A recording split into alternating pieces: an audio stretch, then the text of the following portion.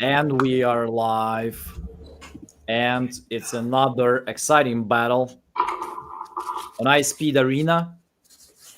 And actually, I have another co host today, Mr. Caesar Lacosta, who will introduce his great teammate, Edward. Caesar, tell us why Edward is great and why he will kick Alex's ass today. Dude, because Edward's a beast, man. He is a closer. I'll tell you that much. This kid reached out to me December of last year, I think, Edward. Yeah. And I mean, anything that he learns, he just applies right away. Like information and application, the time between the two is like close to zero with this guy. And I've just watched him grow, and it's a hell of a closer now, man. So, Alex, you got a little bit of a challenge here. Awesome. And I'm ready, man. I'm ready. on the opposite side, we have Mr. A-Rod, like Aaron Rodgers, or Alex Rodriguez himself in the building. Mr. Clickbait in the building. So we all thank him for being today. But he's also a hell of the closer. My first initial thought about Alex is a silent killer, and he's gonna show you today why I thought to call him this way. Alex, tell us who you are, where you're from, how many deals you closed so far, and why you're gonna kick Edwards' ass today. For sure, man. Like you said, the one and only Alex Rodriguez. I closed my first deal 2 years ago, right? And then I fell off. And then I started again August, closed 2 deals in those 2 months. And then starting end of October, I've been just live streaming, doing live seller calls. And I got 8 contracts right now, 2 closed and funded. So I'm riding that momentum, man. I'm just a one-man show, so I gotta hype myself up. And of course, we have our special co-host, comp helper, creative finance explainer, comment section motivator, Mr. Ari Girelli. I know how to pronounce his last name right now. Ari, how's it going? Tell us who you represent. Yeah, what's going on? What's going on? Good to be back. Even after a loss to my friend Caesar last week, that was tough, but it was a good battle. It was a good battle. Yeah, so creative finance, that's my jam. Obviously, I have a lot of fun with that. Still do a lot of cash deals. Almost exclusively using iSpeedToLead. That's the only PPL leads that we get at all. Yeah, so welcome back. I'm going to be hyping everyone up in the comment section. So if you think you can hide and just kind of disappear and have this on in the background, I'm telling you right now, it's not happening. Okay. We'll come up with some good challenges for these two while they're calling leads. I think what was it last week? We got comments from the live audience about what words you had to use during each of your calls. So we'll come up with something good. Bro, fiddlesticks was my favorite word. That was a good one. And of course, guys, just a reminder, it's iSpeedArena, where we bring the best closers who actually close some deals with iSpeedToLead, who is sponsoring the show, who provides us with leads that guys will be able to pick and choose on our marketplace precisely to target the best leads that they can actually close. Our AI closer coach, proprietary coach, it's not like some random things. It's actually almost 70 parameters, how we score every call. And the winner of 2 best conversations, so we can have plenty of conversations, but we are scoring best 2, is going to win $1,000 with iSpeedToLead. And again, just guys, a quick reminder, Black Friday season started on iSpeedToLead, and early bird campaign, we give you extra leads with every lead pack. So go to blackfriday.iSpeedToLead.com and grab some leads.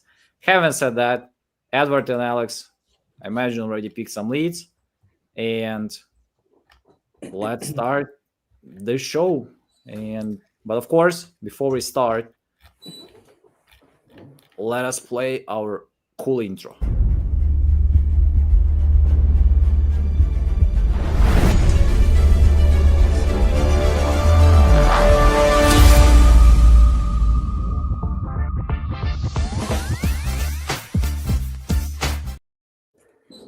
man, you gotta let that ride out a little longer. Well, it's just dark. And I have to fix my screen. we brought our beauty of our show, beauty of our iSpeedArena, Miss Ashley G. Hi guys. How's it going? Guys, you know what's crazy? She texted me I'm earlier and said her scared. cat unplugged her router. I'm not, you guys, I know that sounds ridiculous. You guys, I'm trying to sign into StreamYard, It won't let me. Then I realized I have no internet. So I ran upstairs to go reset it. And lo and behold, my cat's laying on the plug. I'm like, are you kidding me right now? They're never going to believe me. Buys properties creatively and makes excuses creatively too. Oh, you guys, they wouldn't believe me. I'm going to probably have to sign out and come back in anyways, because I'm not going to deal with this pink screen all day. I thought that's the plan. So you really stand out today. Okay, so- sure. I mean, no, that's up to you. But who How's wants to go everyone first? doing? Doing great. Just Nice. it's actually two guys who Caesar trained. So it's Edward and Alex. So Whoa! It's not just me who trained Alex. Ashley was part of that too. just trying to create some more pressure. So that's And by the way, Edward, Alex is a bit of a savage as well, man. He's got that cool, calm, collected approach. Yeah. Nice. So I have definitely competition. awesome. Let's go. Who's to go first? All right, I'll start dialing. Let's go. Sweet. So guys, as they are dialing, I don't want to just waste this time. So ask questions in the chat. Obviously, Edward went and got some leads. Not all of them. I know I say this every week, but not all of them are going to answer, right? There are going to be a lot of calls where it just goes to voicemail. That's part of the game. So like if you're buying leads, this is a perfect time to buy them because you can get more. But if you buy like 2 leads and call them both and they don't answer right away, that's part of wholesaling. That's part of acquisition 100%. for a real estate company.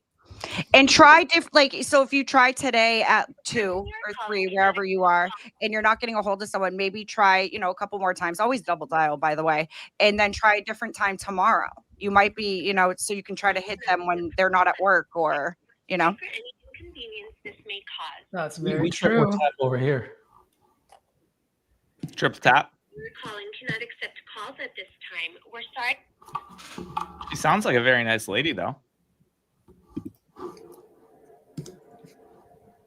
One thing I do want to add too is because I've been helping a few people out, and I ask them like, how many times do you call a lead? Like if you have 10 leads today, actually, here's a good question.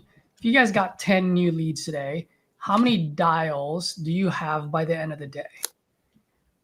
For the folks that are watching, drop it on the chat. If you have 10 leads coming in today, how many dials will you have by the end of the day if all you have are those 10 leads? I'd like to The see. subscriber you have dialed is not in service. If you feel you've received this message in error, Caesar, are we counting double and triple dials as 2 and 3? Yep, exactly. Yeah. Derek yeah. Watts, look at him. There you go, buddy. That's Six, exactly what I'm talking about. 0. if you feel you've received Who else? 10 leads are like 60 to 80 dials for me instantly for the day. Yeah. Right? 'Cause you're double tapping, and you should be calling them 3 or 4 times in the day, especially on the first day that you receive the lead. Yeah. Absolutely. And then the other thing is don't just call a bunch, right? Call, send a text, call again, send another text. And then you want to have like a follow-up sequence, right? So let's say you call that lead 4 times today. Tomorrow you want to send them another text. Okay, not the same exact text. Follow-up text. Hey, haven't heard from you. Hope everything's okay. When is a good time? Okay, and then call them another 3 times. And obviously, as you go further, it spaces out a little more. Like we're not saying, every day buy 10 leads and then call them each 4 times all the time. Eventually, it falls off. But especially at the beginning, like morning, late morning, afternoon, evening. No, I think Derek shut everybody up. He was like 60, and everyone else was like, "I'm done." Please leave a message for Hey, Monica, this is Edward. I see you have filled out one of our forms online to sell your property there on McAllen. Please give me a call back whenever you get this. Thank you.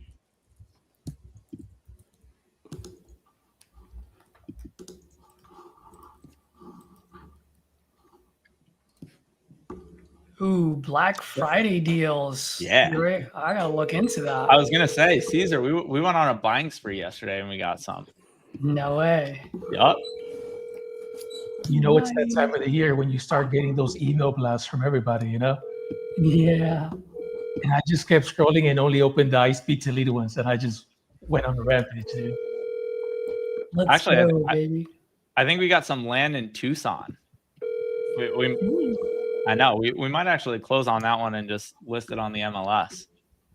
Let's see. Please leave your message for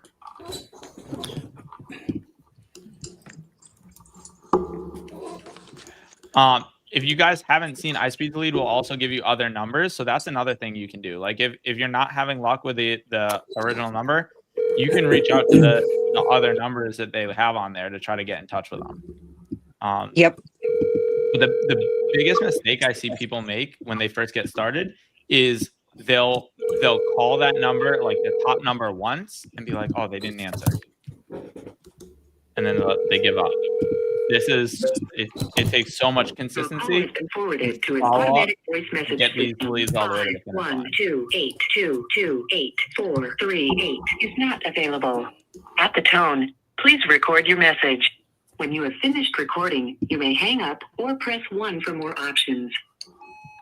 Hey, Shelly, this is Edward. I was trying to make an attempt to reach you. I see you had filled out one of our forms online to sell your property there in Rio Vista. Give me a call whenever you receive this. Thank you.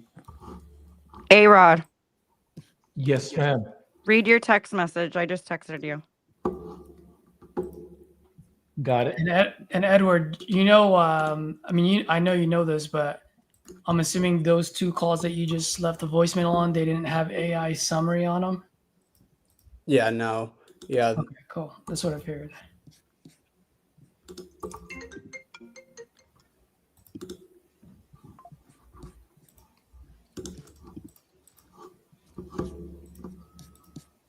Jeff Barnes, how you doing, buddy?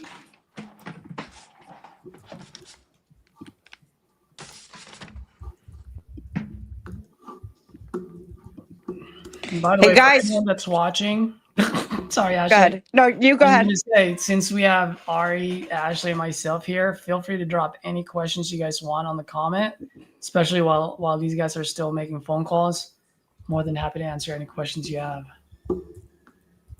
Is Ari taking a personal phone call? Yeah, he is. He's fired. I'm gonna kick him off stage in a second.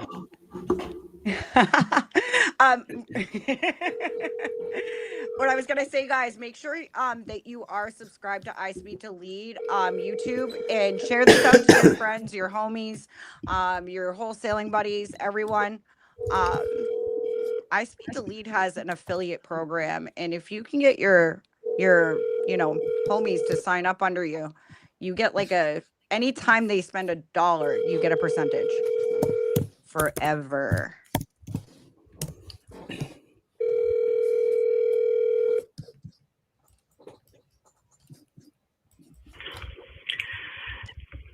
Please leave a message after the tone.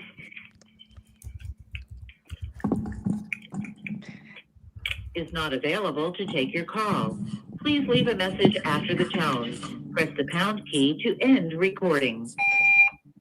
Hi, Jan. This is Edward. Just trying to make an attempt here to reach you. I see you had filled out one of our forms online to sell your property there on Starboard Lane. Give me a call back whenever you receive this. Thank you. Does anybody else hate those messages where they're like, hello? Sorry, I can't come to the phone right now, because I'm always like, hey, Yeah. and then I get so mad. I'm like, really? Yeah, they get me every time. Mm-hmm. You get excited. Even if I've called them multiple Yeah. times, every single time I call them, it's not like, you know, you learn the first time. Especially when nobody's answering and you finally get someone and I'm like, Yeah. oh man. Yeah. And the worst, it's when they answer and then they pause for a long time. You know, so they actually answer.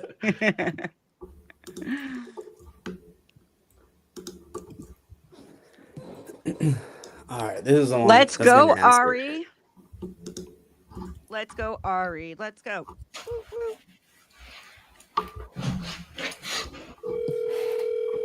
I'm a maniac, maniac.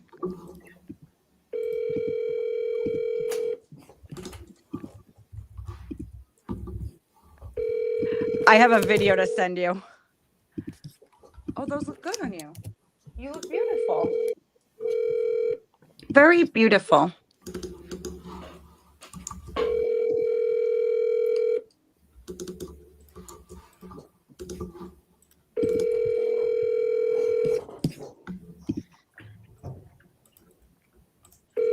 You know that I'm live on YouTube right now, right?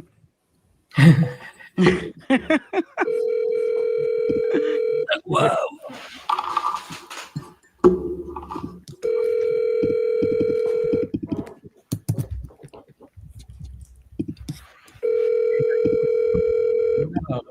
Pending to listing ratio do you look for where you buy? What was that, Alex? What pending listing ratio do you guys think it's ideal whenever you're trying to pitch like? You're like in and out. Sorry, dude. It's because of the phone ringing. That's why. Oh no. I have something to show you. It's hilarious. Ready? Oh my gosh. El Salvador. You had to see the Explain what maniac El guy come Salvador up. is asking. Ready? Oh. Wait till the guy comes up. It's hilarious. It's coming up. Is it you like 30 years ago? It's the 80s. Oh no.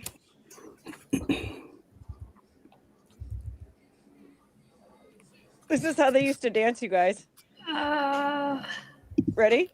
Maniac. Maniac.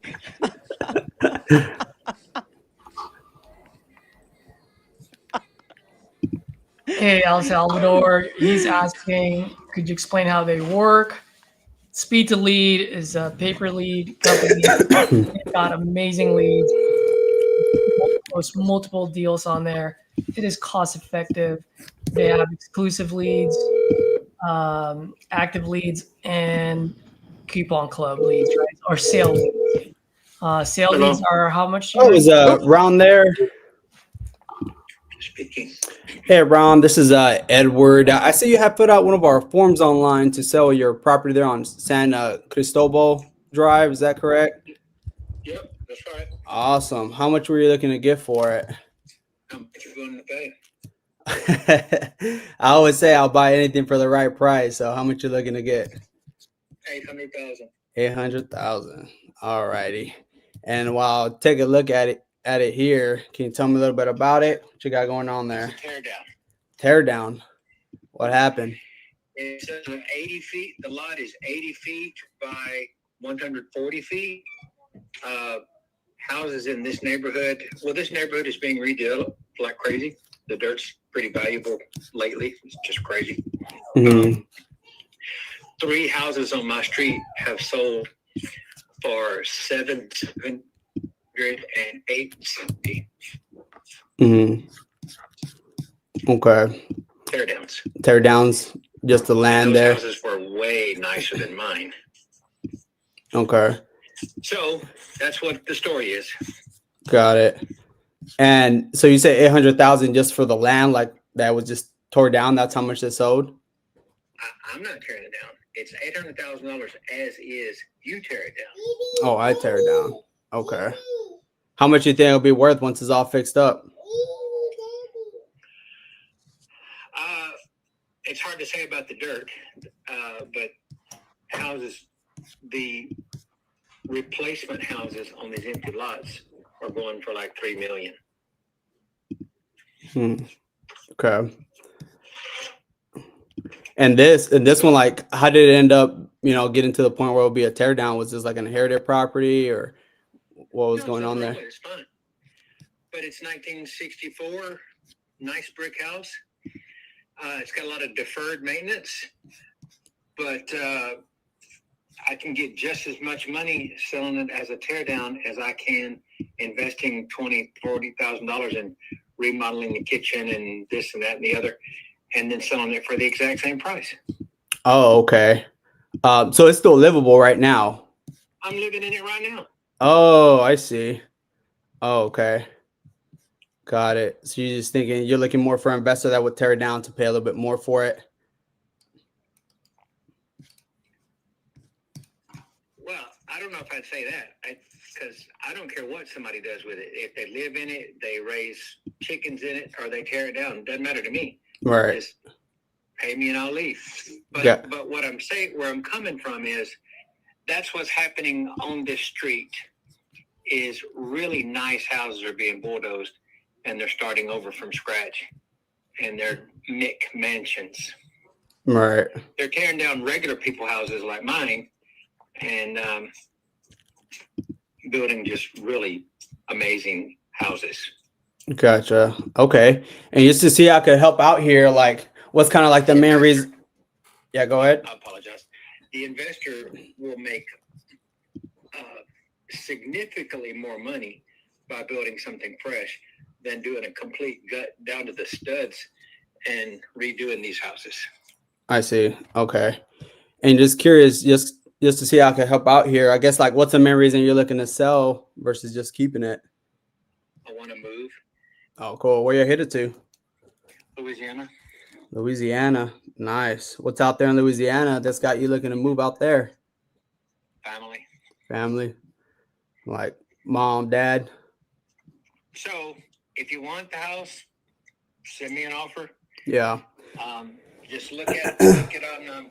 I mean, you don't have to see it if it's a tear down. Just look at the specs on the Dallas County Central Appraisal District, and then look at comparables in the neighborhood of existing houses or redevelopment houses, and make your decision from there. Yeah, and that's what I'm doing as we speak right now. I'm looking at the area there and see what I could do. I know. I mean, I'm looking at properties there, right? I mean, that's what it's like. If I didn't have to tear it down, I mean, you're spot on. I think that's what they're selling for, 800,000 fixed up on there. Now, I'll be very honest with you. If I don't have to tear it down, if it's still good, I wouldn't want to do that, just because obviously the expenses will be a lot higher on there. So I'm not sure if that might. 3 recent sales that you see on San Cristobal, they were sales, but they were sales to LLCs, and they've all been torn down. As you look at the buyer, and you'll see that it's not an individual; it's investors. But they're not investing to flip; they're investing to tear down and start over. Yeah. Okay. And is there? And like I said, just to see how I can help out here, is there a main reason you haven't maybe just put it on the market versus just trying to sell to an investor? Yeah, absolutely. That's a great question.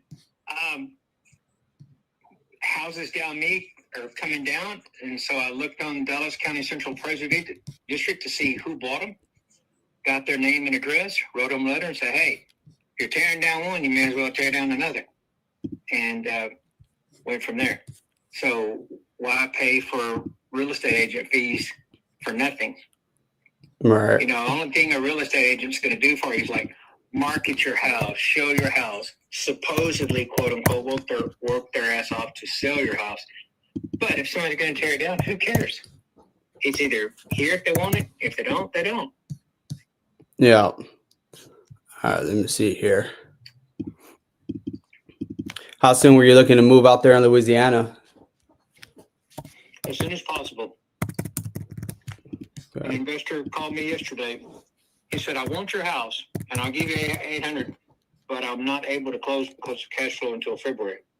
And I said, well, that sounds fine, but, you know, I'm not going to wait on you till February, I can sell it before then, I will. Yeah. Gotcha.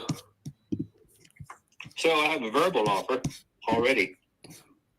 Okay. Is this a double lot? It is a single lot. The double lot next door has already been torn down. 8314. Right. Yeah. I see that next to it. Okay. The 8314 has already been leveled, and it was a double lot.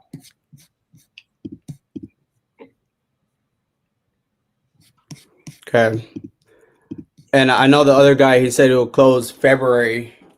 I mean, if I were able to close like maybe around December, January time, I mean, what's the best price you think you could do for me? 800. Okay. Firm. Okay.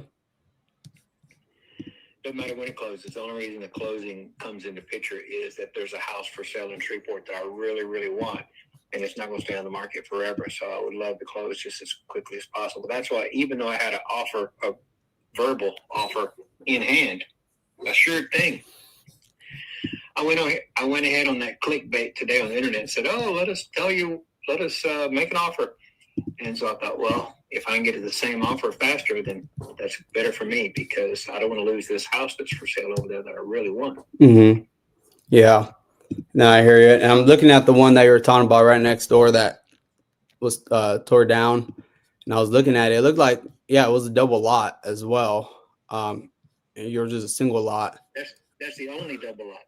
Right. Mine's a regular single lot. Right. Yours is the only double lot on this street. Right. Yeah, and that's where I'm getting at. That one's double lot. You're just single lot. You're asking the same price there. I mean, do you have any wiggle room on that 100,000? Or let me ask you this: like, how much do you need net to be able to get to the other property in Louisiana before it's gone? 550. 550. But the reason that double lot, it got scooped up fast because he got a really good deal. He paid, I think, $36 a square foot, which is like way. They were highly motivated to sell. They had family problems. They had no, and they're not that smart, but they could have gotten way more than that. They just had no clue. They took the first available offer. He lowballed them, and they got it. They scooped it up. So it's not that I'm asking a lot for a single versus double. It's that they got these other two that you see on there for sale that also sold for 800 are in that range. Mm-hmm. They're the same size lot as mine. So the double lot sold ridiculously cheap. It's not that these single lots are selling wanting too much. So that kind of speaks to the difference in the double lot. Me asking for the same price as the double lot. Right. Okay. Okay. Let's see.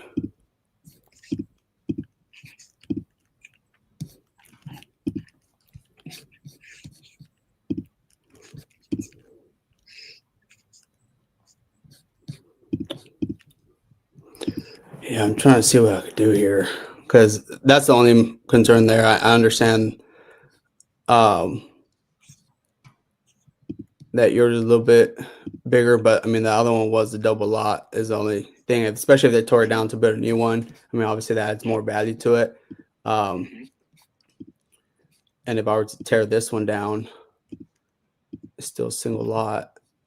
Now that double lot property, I'm sure will retail sell more than no matter if you build a house here made out of gold, because of the attractiveness of the property. The investor just got a really sweet deal, that's all. Right. Which will increase his profit margin.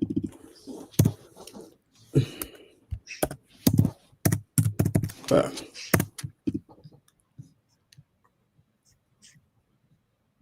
I mean, if I were to do that route where I have to tear it down and build it up again, I mean, just take into consideration it is just a single lot. I mean, if I came close to where maybe I could get you to enough where you could get the other property and maybe get it done by like January, you think we could make some work around that range of like that 5 to 500,000? Well, it's 800,000 firm. The only thing that's negotiable is if $500,000 right away, and then the other 300,000, I don't care if you don't pay until it's on a 0% promissory note, pay it later. But it's 800 firm, and my dream, although I don't think it's going to work out, is to buy that house in Shreveport that I want.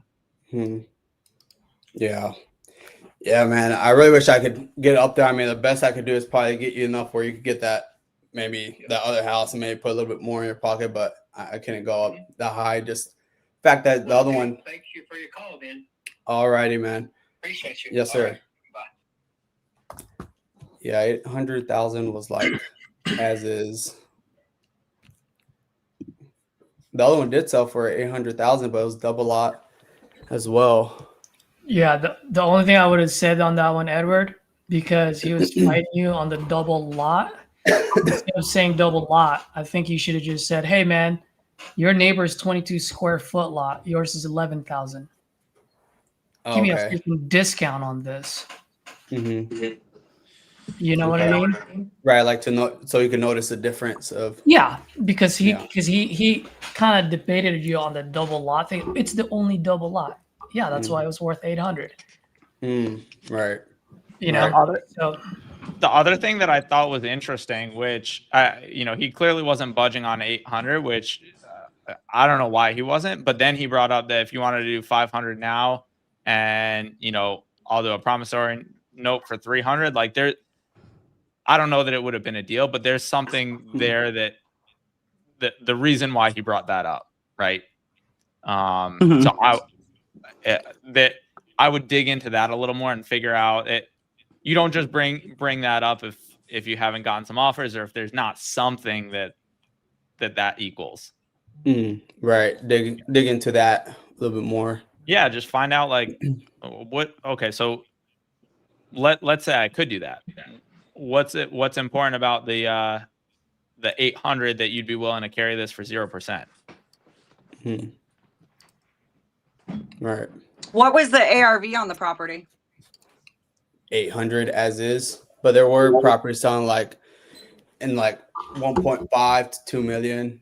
yeah, So that could still be a deal, right? Like if it's 800 as is right now, and once you tear it down and rebuild, it's obviously going to increase the value.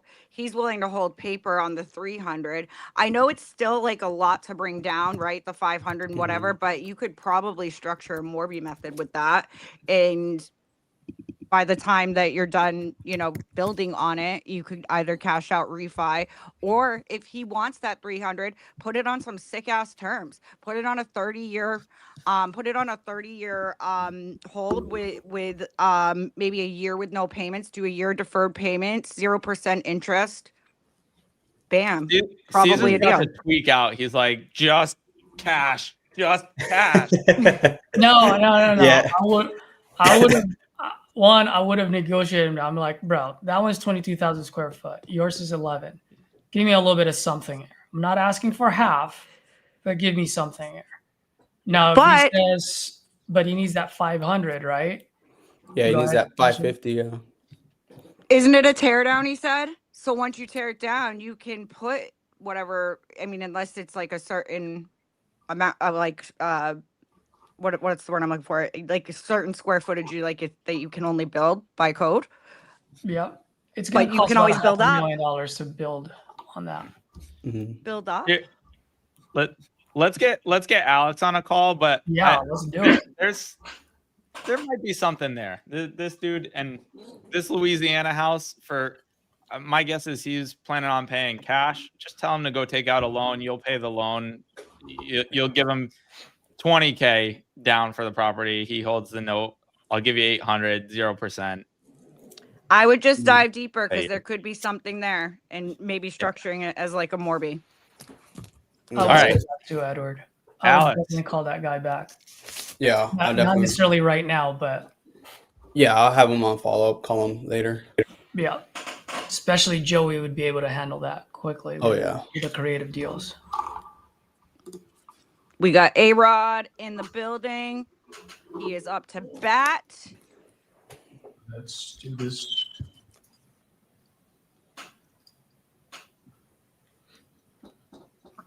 And Papa Bear on the comments said it best too.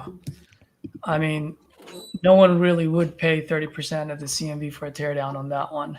It's tough, Only- but if the ARV is good, No, the only thing is if it gets creative and because you already have a buyer who bought the 800,000. That's the only reason why I would take that chance at that price point. If that neighbor didn't sell, I wouldn't. It's just way too much for land. Yeah. So after A-Rod's first call, we are gonna do the funny word thing. People in the comments want to see it. So what we'll do is we'll take some words and Edward, for example, if someone says doppelganger, doppelganger, doppelganger. Actually, no. You know what? Use doppelganger. See if you can throw them off.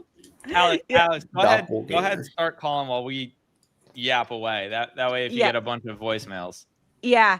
So somebody will say like doppelganger, and you'd have to find a way to use that in your conversation with the seller. Doppelganger. Okay. Well, I use that as an example, but I told people to put some words in the comments. So we'll see what people come up with. And I don't know if anyone's put any yet.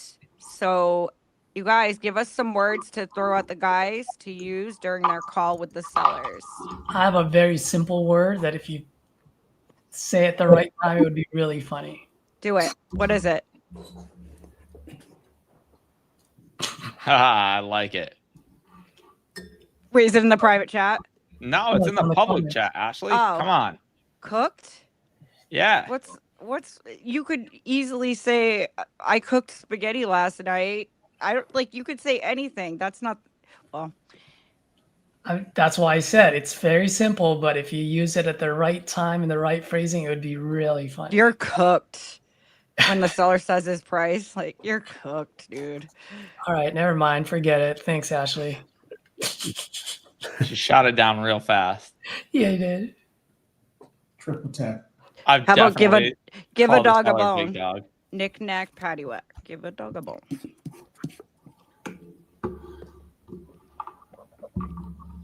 Actually, I think I used 6-7 last week. Oh my gosh. My kids wanted me to say 6-7 to Bobby so bad. They were like, go home and when he asks what you bought, be like 6-7. I'm like, why? I had no idea what it meant. I still don't really get it.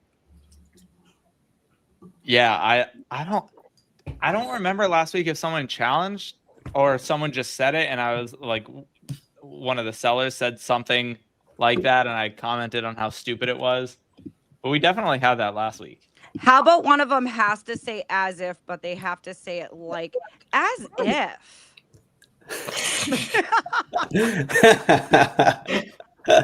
Oh man. Edward, that's yours. Hello, Ernest. Alex. Not much, man. I was giving you a call about your house on Wheaton Road. Is that still something that you may be interested in selling? Well,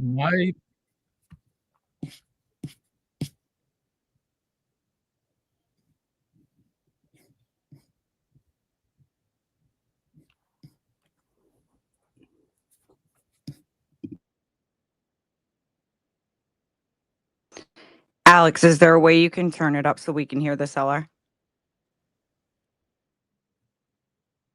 I won't waste your time, man. How much you want for it?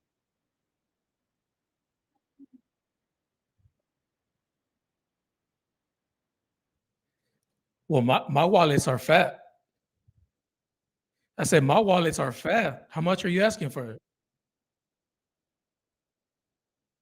Well, it all depends on what you're selling, you know? Everybody has a price, man.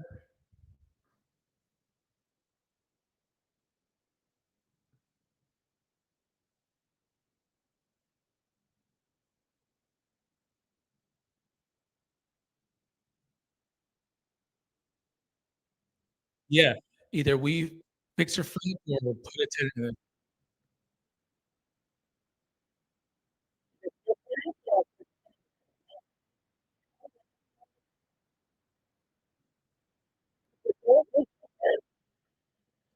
Absolutely. How soon are you looking to sell this? Can you tell me that? Yesterday?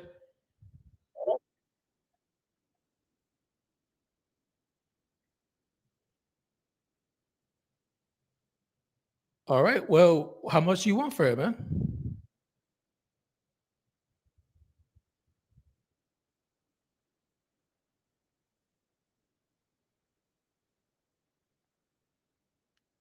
Okay. Let me ask you this. What are you looking to get out of this sale? Like what's really behind this?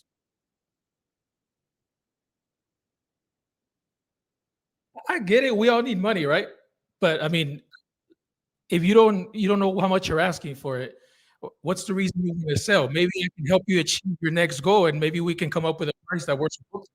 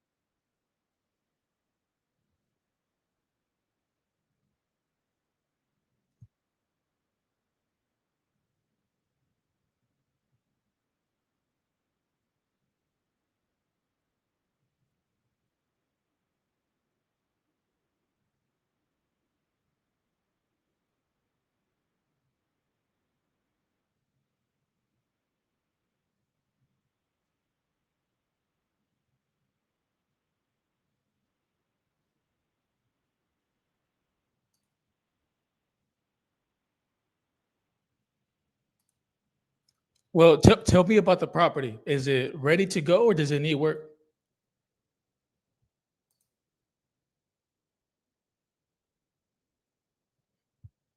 Uh,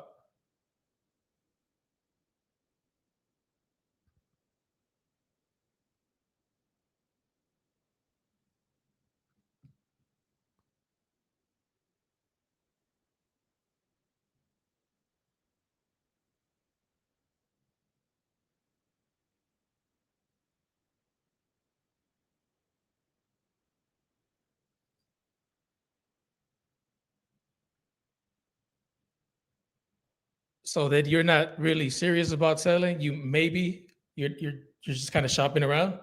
I just don't want to waste your time or mine. You know.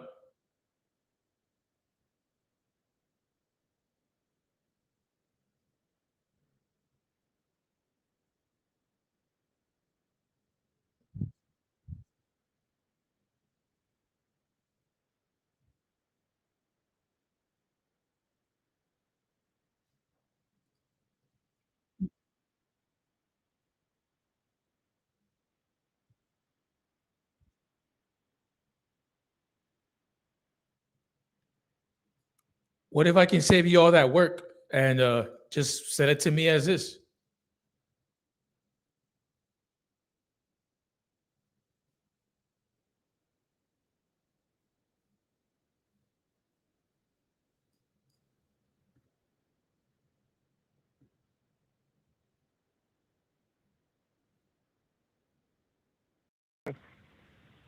I was on it before the rain came. I got the roof about halfway done. After the roof is just some painting and some odds and ends, and go inside and tighten that up, and I'll be done. Damn, man. But as far as waiting till somebody come to buy it and sell it, no, I ain't gonna do that, because that doesn't do no good for the house. The house itself needs to be,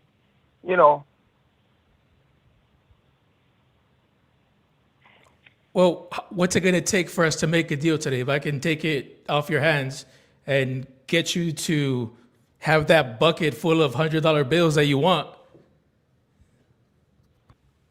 You can bid on it, but like I said, I don't think if you're buying it for investment properties, I don't think it's gonna work. I'm being honest with you. I mean, no point of kidding around. Might as well go straight to the point, because I don't refuse 250. So you got to give you a general idea. That's when I figured it out. But I I didn't have a number in my mind when you called. When you called, I didn't know who's calling, so I just answered the phone. I don't think it's gonna work for not for all the numbers that I got from them other investment people. You know, they're just, I mean, those numbers are just like, come on now. Yeah, I do huge- see. So what you're pretty much is asking for retail price, right? Huh? You're asking for 250. No, I didn't ask for 250. I refused You 250. refused 250. Right. Well, let me ask you this, just to double check what I have here on public records. Is it 2-bedroom or 3-bedroom? What did you say, sir? Is it a 3-bedroom or a 2-bedroom? 3 bedrooms, 1 bathroom. But it's that land that I'm going to charge for. That's all that land that it got in the back there. That's what I'm going to charge, because that's what land is what costs the money. Brother, I see 3 twos that sold for 235. You're cooked at that price of 250. This one I got here, this is a diamond, and I know it. This one here is different from all of them. This is a diamond I got right here. That's why they call him so much. Why you think they call him 3 times a day? They know it. Right down the street, you can walk down to the school. You don't even have to start your car. You know how quick somebody will buy that? It's a diamond. I don't know, right man. there. There's properties sitting on the market for 230 days. I don't think it's gonna sell as fast as you think. Not this one here. Not this one. So yours This is the one is best a diamond, one and I know it. in the area. This is a diamond I got here, and I know it. All right, You know, man. you got, Well, got it. I mean, yeah, there's no way I'm going to pay any more than 250 when comparables see, in the that's what I'm area are saying. selling for You know, 230. It might not be a good fit, you know. Yeah, but I mean, it's worth the conversation, you know? You never know. Yeah, it is, and we should stay in touch because the weather changes, you know. I know it is. Sometimes So it's I'll hot, be here sometimes it's, when you try to sell it and you don't get that price. I'll be here, and maybe I'll have funds left to offer you some money for that property. you but got plenty of money. You got plenty of at money that already, price, it's You not got going plenty to of sell money anytime soon. But you know. I'll But be here, anyway, man. yeah, we'll keep in touch, okay, partner? All right, man. Well, it was a pleasure All talking right, to you, take care, and man. good luck with your Happy sale. holidays. Take it easy, you too. Happy holidays. Bye. All right, thank you. Yes. Oops. I didn't mean to remove you. Sorry about the audio, guys. I don't know what happened. I like that he's calling a diamond. Why are we echoing?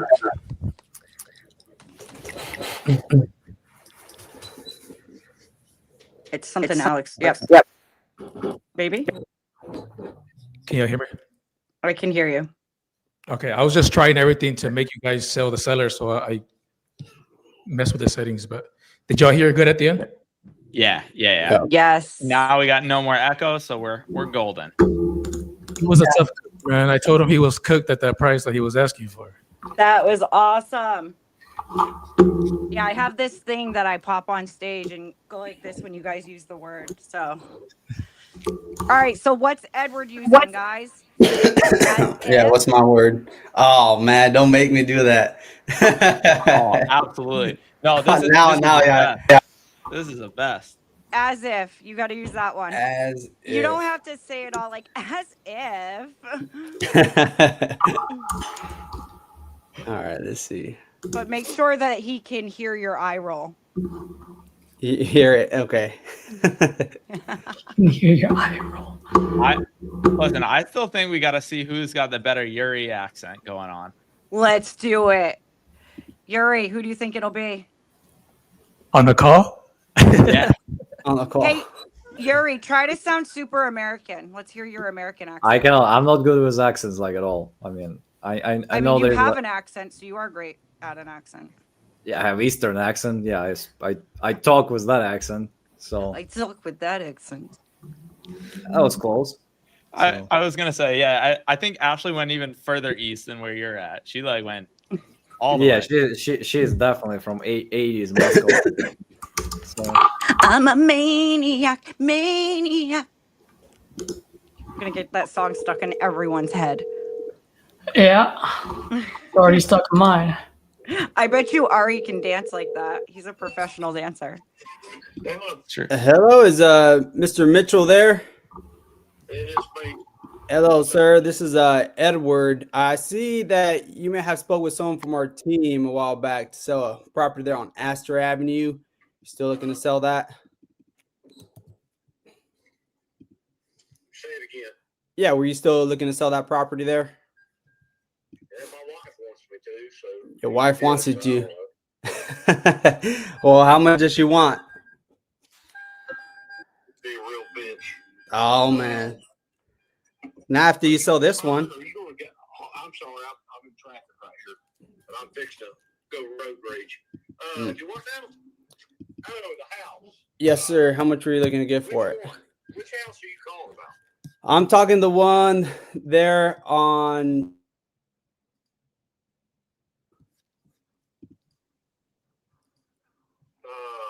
Hey, where's that at? the one you got there in Forest Park. Oh shit, that's right, I still own that. Hell, I gotta look at that now. Oh god, holidays are coming. I'll have kids get married and all that. God, what is that? What is that? That's a 2-bedroom, 1 bath. It's a shithole. Oh, really? Well, how much are you? Yeah, man, that's right. I ain't done anything with that over a year, I don't think. Jeez. Okay. Well, how much are you looking to sell that one to me? The shithole one. Give me 50 today. We'll call it 50. All righty. Well, let me pull this up here and let me take a look at it. I mean, tell me a little bit about it. I know you mentioned it's a shithole. So what is this? It's a shithole. Man, you're doing really good selling me on it. How much work does it need? You can think of it, it needs it. It's a shithole. It needs everything. Everything. All righty. Was this like a 50, put 50 in itself for 150, makes $50,000. I'm tired. I don't care. I Oh. spend money in Tennessee. I don't want to spend money here. I see. Okay. And I mean, was this like a vacant property you had there, a rental property, or what happened? Why did it turn out a shithole now? I guess I let it happen. What do you mean? Somebody lived there. Oh, it took me over a year. COVID hit. Mm-hmm. Took me over a year to get her out. I cleaned up a little bit. I did a favor for a friend to let somebody move in. That didn't turn out well. And I just got rid of them and busted their ass. Took stuff from them. And I just hadn't done nothing. Jeez, how long has it been sitting vacant for? It's a good question. Long time? Over a year. Over a year? Yeah. Gotcha. So, Good God, you broke down right there. Bless her heart. Oh, jeez. Oh, man. I can't do nothing about that. I'm sorry, I'm on the road. So, yeah, it's a 2-bedroom, 1 bath. I bought it ages ago where I got married and had kids and all that. mm-hmm. That's 30 years ago. Better. I see. Okay. This is it. Okay. And I know you said it's been sitting there vacant for a while. Like what have you done so far as just keeping up with the maintenance and stuff? It's just been sitting there then? Nothing? Care. I got to take care of some other stuff and commercial properties. Yes. Have I failed? Yes. I ain't gonna disagree with that. Yeah. Am I stupid? Yeah. Dumb? Yes. To let it be what it is, but I've been my wife's pissed. Ain't got a damn thing to do with her to begin with. She's the only one's gonna get the fucking money. I don't care. How do you mean? What's going on there? Uh, How do you mean? but my wife, Yeah, you said she's gonna take all the money. well, I'll just give it to her. Hell, I don't need it. Gotcha. So, And just curious, because I'm looking here in the area. the hell she makes, goddamn, money she makes, she don't need it either. She's pissed I still own it. So, whatever. Jeez. Okay. And they wonder why I drink. And I'm fixing to spend a whole week in Tennessee with all my family. And I'll be drunk every fucking day. Jeez, man. Put up. Well, let me ask you this, because I'm trying to pull it up here and take a look at it and see what I could do. I thought it sounded cool. Whatever. I will not be drunk every day. Maybe every other day. Every other day. All right. Where are you calling from anyway? Oh, I'm out here in Texas. You're in Texas. Yes, sir. Where I spent my childhood. Okay. Yeah. Yep. What part? Out here in San Antonio, Texas. San Antonio. Yes, sir. Home of the Alamo. Yep, the Alamo. Yeah, I was there when I was 16 years old. And it was great then. I can only imagine what it is now. Oh, yeah, a lot different. And that was 1982. Mm. So I think things are probably, they were building the shit out of it then. Yeah. My dad had an office in Dallas. We traveled all over building. He built motels. Motels. Hell, actually, he played for, let's see. You can Google the Talbots. Guymon and Don Talbot. One played for the Washington Redskins. One played for Dallas Cowboys. They had a brother that was a corporate lawyer. And they decided, they all retired. This is back in the 80s. Mm-hmm. They decided they want to build Holiday Inns. They got into friends. They were in oil and all that shit. Mm-hmm. You know, I go to Darwin the other day. He was at a Hooters doing signing. Hooters. Yeah. Hooters Well, going out. Yeah. Yep. Well, hey, man, I'm taking a look at it here, see what I could do. How do you come up with the 50,000? I don't know. Sounds like a cool number to me. Sound cool number. Nice round number there.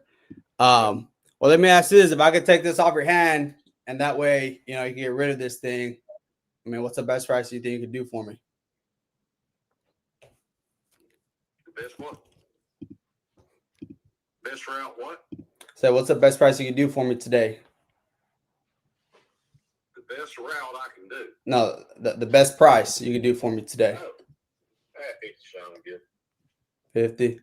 Mm, It could sit there till I rot in hell, and I don't care. man. I know that's terrible. I shouldn't say that because I got daughters and grandkids and all that. But they're terrible. They're terrible themselves. Mm. Well, yeah, man, I'm taking a look at it here on Google Street View, so I see it.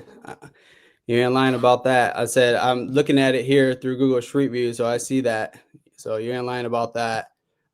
Man, I could probably get it done for you. I mean, we could work something out there. I mean, I did want to be at like 25 for it.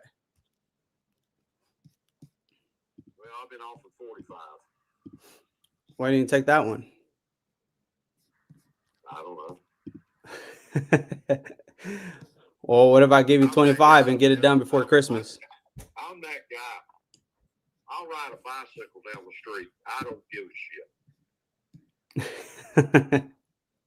My grandson, he can drive me. He can drive me to the convenience store. He's 11 years old, but I'll give him the keys to my trucks. I don't care. I know that's terrible. I ought to be ashamed of myself. Sometimes I think I should, but I don't know. I got to go to Tennessee for the week. I don't know. Give me a call after next week. I mean, what could we get it done today? I mean, I want to buy it. It sounds like, I mean, you don't want to deal with it. I mean, you said it yourself. It ain't happening today, bro. No, not 25. A buddy of mine says, bro, he says it all the time. It ain't happened today, bro. Bruh. I was like, you know how old we are? You say fucking bro? Bruh. Bro. Hey, bro. I said, man, we ain't playing football. Yeah. Well, I mean, and this is how I'm looking at it. Because, I mean, let's say, you're saying it's probably worth, 150 fixed up. And he's everything, right? Like you were saying. I mean, I'm looking at it. You're in line about that. House prices today and all that stuff and all that, which I really don't care about all that. Yeah. Yeah. I mean, but in the way I'm looking at it, because I mean, I think you're around the ballpark there. I mean, 150, I'll fix it up. But like you were saying, I mean, it doesn't need a lot of work. I look at it here through the outside. I mean, through like Google Street View, what it looks outside. Obviously, it needs work. I see that. You know, you said it needs everything. So I'm assuming, let's say, put in maybe 50, 60,000 into it. Right. And then obviously, I'm probably going to want to just fix it up, put it back on the market. I mean, obviously, I have to pay commissions, closing costs, all that shit, you know? No, you don't want to live there? I'm out here in Texas, man. No, you want to, no. You want to move to Forest Park, Georgia, Oh. where you can have kids and they'll become thugs and rape and steal. Nah, I don't want that. No, I know you don't. I don't want that. But I would like to get it done, though. Get off your hands, man. But I mean, I think I could probably push. Come on, hold on. How do you come up with knowing where this house is at to begin with? Yeah, it looked like you spoke to someone from our team a while back, either today or something. Okay, but where do they figure this out? I don't know. They probably cold called you, and you probably said, "Hey, you were looking to sell it. I think it's a vacant property." Maybe pulled out like a vacant list of properties. Cold called you, and you said you were looking to sell, and they connected you to me. That someone that buys out there. So that's what I'm telling you today. And this is what you do for a company. If you Yeah. don't mind me, if I'm being nosy, I'm sorry, but you work for a buyer? No, I'm the owner of the company. Okay. Yep. So, that's cool. I'll reach out to you and see if we could make a deal happen, which I'm hoping we do something today and, get it done and, get off your hands. I'm working. My in-laws died. I'm trying to get their house squared away, and I'm over there, and I'm not that young anymore. And I've been over there dealing with that shit, so I'm tired. That house is going on for sale next week, next month, whatever. Well, let me ask you this. I mean, how close can you get to my number there, and we can get it done? Okay, I can't do. We ain't getting nothing done today. Why not? Because I'm tired. I just cracked open a Bud Light. I'm going to drink it. Well, that's even better. You crack the Bud Light, and then you're making money without doing anything. I made money while I was opening a Bud Light, so I'm not worried about all that. My wife's in there on the computer. She's making money. I got a sugar mama. I ain't got to do a goddamn thing. Isn't that awful? That's terrible. I'll be ashamed myself. That's awful. She can read my lips, and she's in there shaking her head. She's looking out the window, shaking her head. She knows. Shit. I'm going out of town for a week. I'll be back. What's Monday? Monday week's what? December 1st? Yes, sir.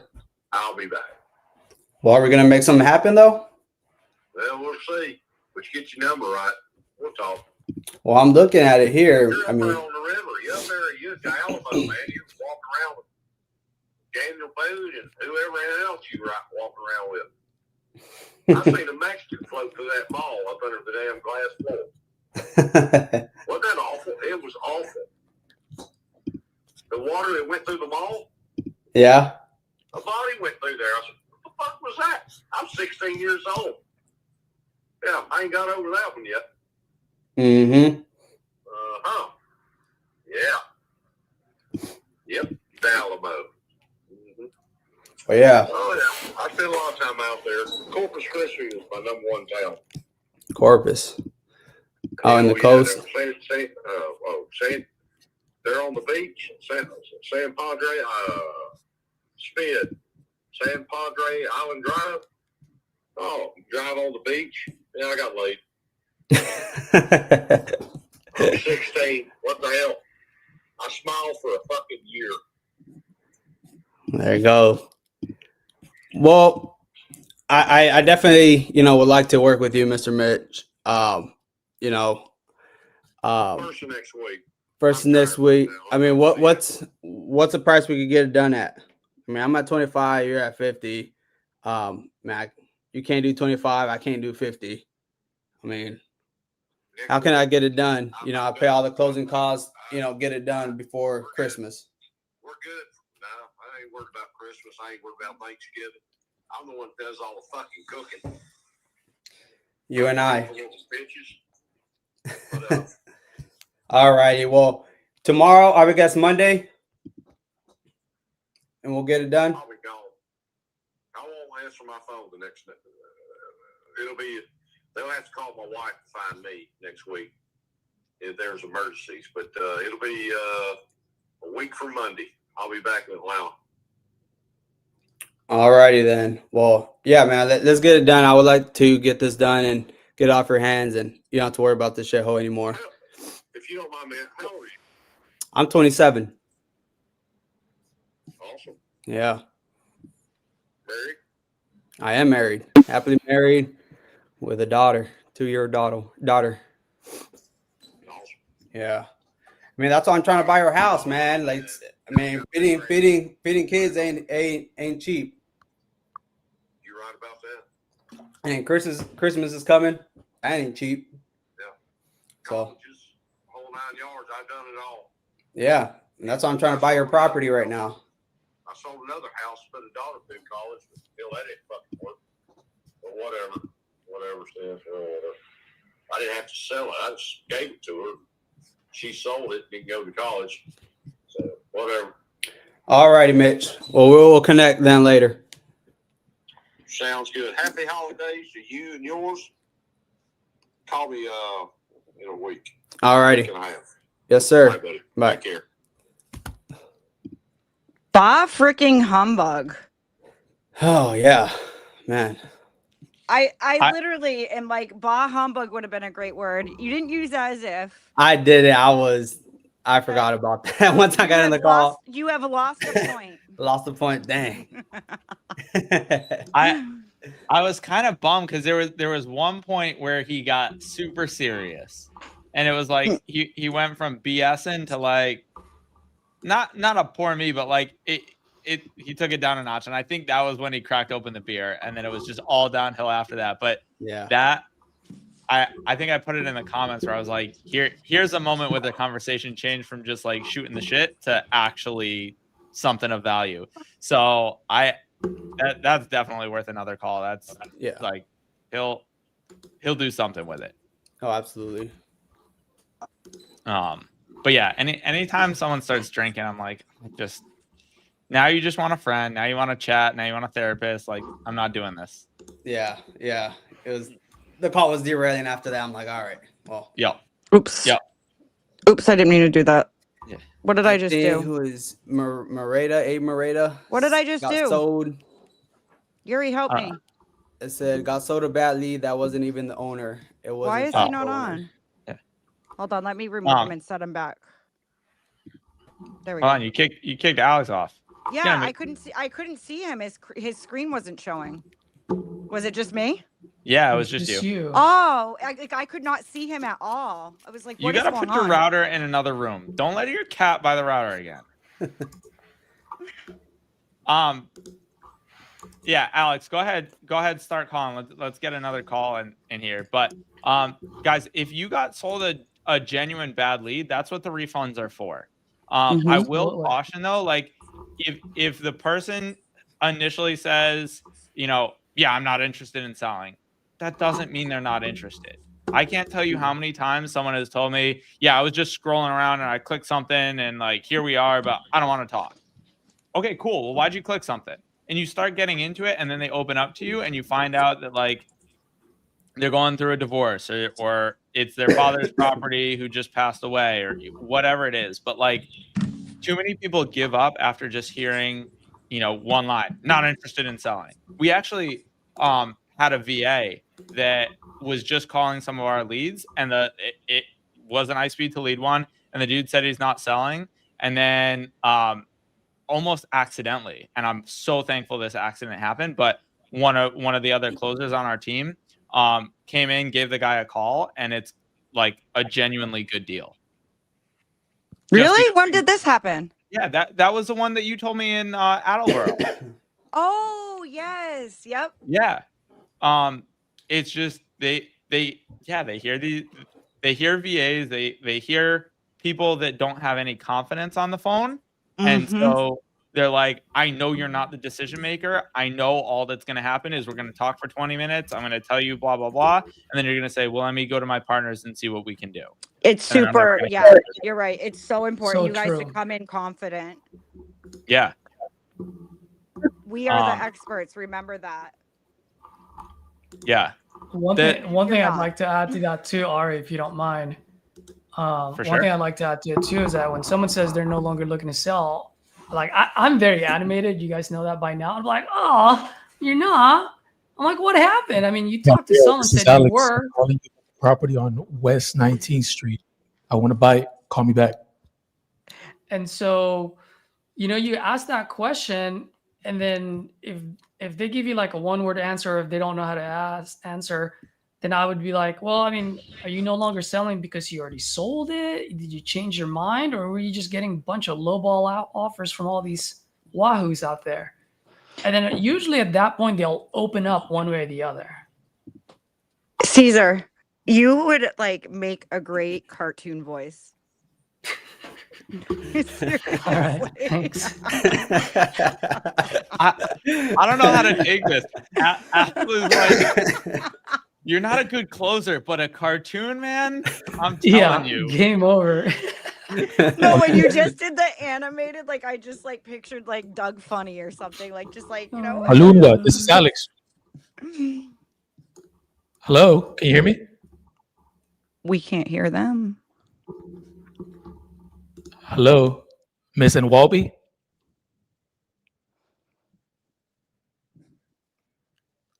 Hello. I want to buy your house. Maybe it's because you fixed like the volume for us. No, I didn't touch it after the call. Okay. I'll call her Christopher. Yeah, call back.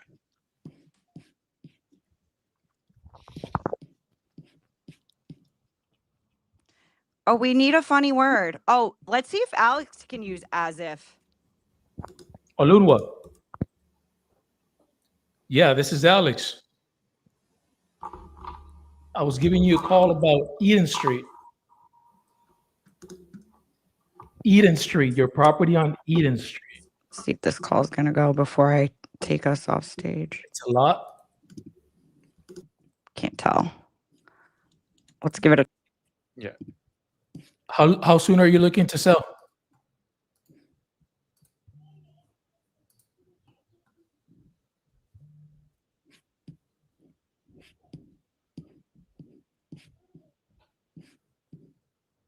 Well, what's that price for you?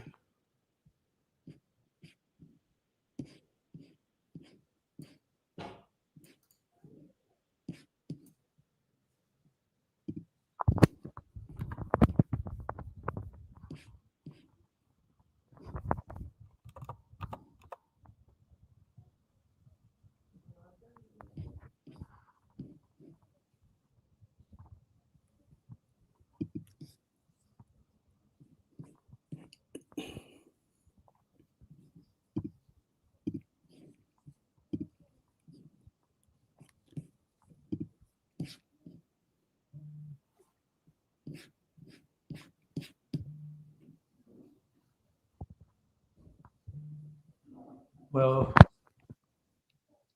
I'm trying to see what the lots in the area sold for, you know?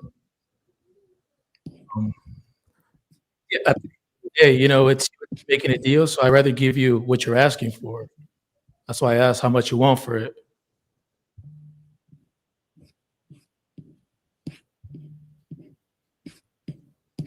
So you just want what you paid for it?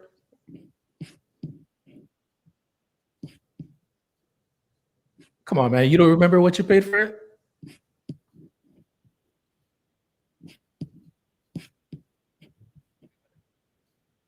Okay, well, is there any other properties that you want to sell besides that lot?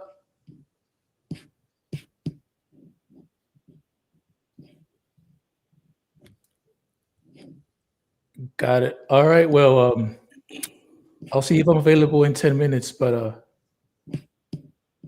would you take $15,000 for it? Would you take $10,000 to $15,000 for it?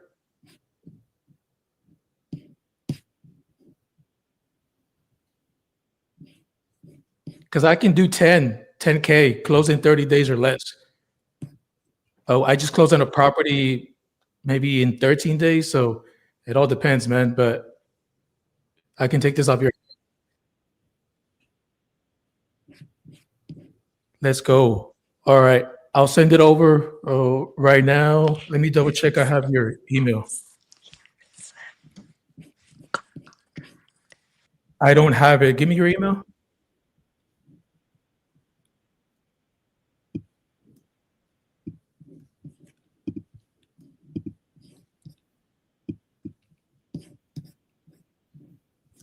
Do you still have that domain? bellsouth.net. I'm getting there, man. You sound like a stud. I couldn't tell. Well, I'll text you my name right now. My name is Alex. All right. So I'll send you the contract here. You got a minute to take care of it right now, or?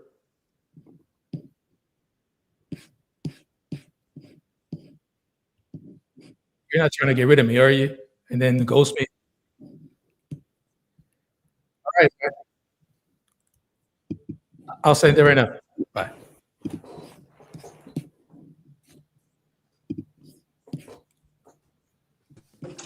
Perfect. Good job. We got to get that audio working again. We couldn't hear it on that one. We certainly do, because I don't know if you'll be graded properly. It sounds like you're having some pretty good conversations. I'll send you the recorded calls right now. What was that? I'll send you the recordings of the calls right now. Yeah. The AI, so the AI does it live. That's the thing. So I don't think we can submit any like recordings of the calls. I think Yuri can. Okay. Okay, gotcha. It's better if we can hear it though, because people in the audience want to hear it. Yeah, I'm sorry, guys. So let's try to get it fixed. Does it have to do maybe with your headphones? I'll take care of it right now. If not, I'll just start dialing from my phone. Okay. So I was gonna say you were calling out of your desktop, huh? Yeah. Well, that's a good strategy. I can just call and just say, "Oh, it's closed, $1 million. Hooray! iSpeedToLead." Right. Who knows if you're really on a call? I'm the greatest closer. I'm the greatest closer here. Let me try innovations next, and dispo right away. So quickly, Alex, you can't call out of the desktop, because if you do, you would have to share your screen, and then Yuri would have to hide No, it your wouldn't screen. work. You need to do it from your cell. So Yeah, that's what I'm saying. You have to call from your cell. Yeah. Because it works on my other streams, but for some reason it's not working here. Yeah, I think it has to do with the host of the, like, who's hosting it. If it's your own, you can have it set so that the audio goes in two directions. All right, cool. I'm calling from my phone. Alex, and after this, you and I can jump on a call. We'll do a deeper dive on that, because I was getting it's funny because Zillow said 5,000, but then I think it was Redfin said 50. So, and I know other comparables in the area were selling between 70 and 80. So I think you may have scored it at a good price, but obviously you're going to put a due diligence period. Is he on the phone? No. Oh, okay, perfect. So for everyone watching, you're going to always put a due diligence period. So even if you did go over the price a little bit, always give yourself that due diligence period so you have time to renegotiate if need be. Yep. one thing I do like about what Alex did was it almost sounded like it was about to die. I mean, we can't hear the other person, but he was like, let me just throw a number. What the heck? I have to shoot myself, dude. That's right. And you did. Yep. Yeah. Really good. That's actually one of the KPIs that everyone should be tracking is like not just how many calls and conversations, but how many times did you actually throw out a price, right? Because if you're making 80 calls a day, but you never give a price, then you still have 0 opportunities. Like that is as good as not getting on the phone at all because no one knows where you're at. And Caesar had a call last week where he was like the guy was basically like, everyone keeps calling. No one's giving me a number. Like all you investors are shams because you're not giving me anything to work with. So he was like, okay, so the bar to meet and exceed is like, give this guy a number. I don't care if it's $1, but give him a number so that he's got something to go with. I think that's happened actually the last 2 weeks. Edward, you getting dials going? Oh yeah, Perfect. I have to. He got a contract. My time's running out. Who's going to be the first wholesaler to use as if? Let's go. Hello? Hello, is Juan there? Juan? Yeah, it looked like someone had, I think you had spoke with someone from our team about selling your property there on Gala Lane. Were you still looking to sell that? Yeah, are you still looking to sell it? All righty. It needs repairs. Well, perfect. And I had a quote with a guy for 7,200, but I didn't get around to doing this. For the foundation? Yeah, and then after that, it's gonna need a roof, of course. Right. Okay. How much were you looking to get for it? I haven't decided on the price yet. Okay. I mean, what will you consider? I don't know. When I get an offer, I'll let you know. All right. Well, let me pull it up here. Tell me a little bit about it. Was it like a rental or was this like a fix and flip or what was going on with it? Oh, you live in it? Yeah, I'm still buying it. I think like 23, something like that. 23. Okay. Got it. Well, let me ask you this. I guess what's the main reason you consider selling it? Maybe find something else. Find something else. Where you headed to? Oh, around town. Around town? You already find something?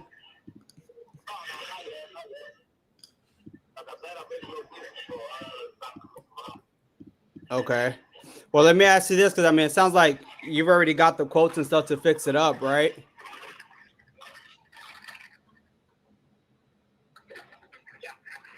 How much were you anticipating to get it all fixed up?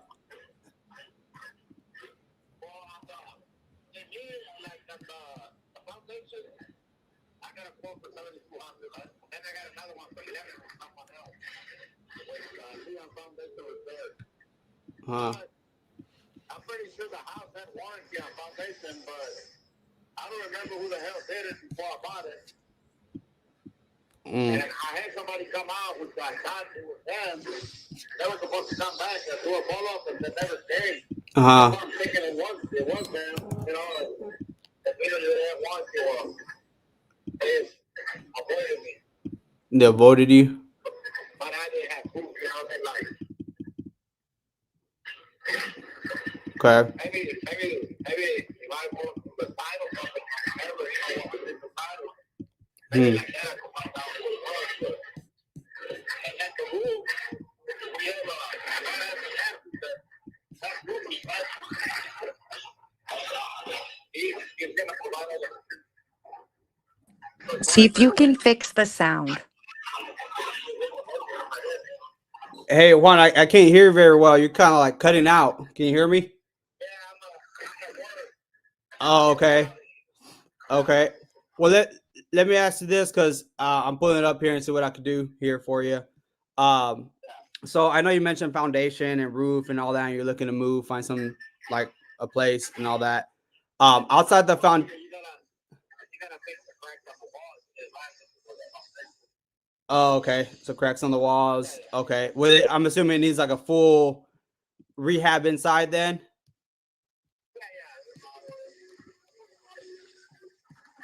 Okay. And how much were you needing from this one to go find another place? How much were you needing from this property to go find another place?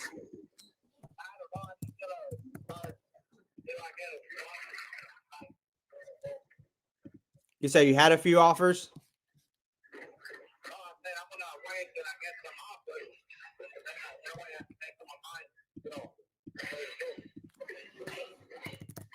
Okay.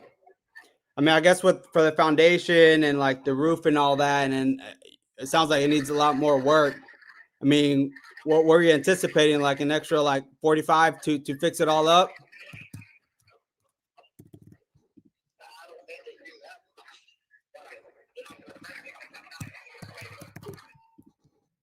What's that? 20. Okay. I mean, so let's say if someone is able to get you like around, let's say maybe 50 around there, is that something that you were looking for?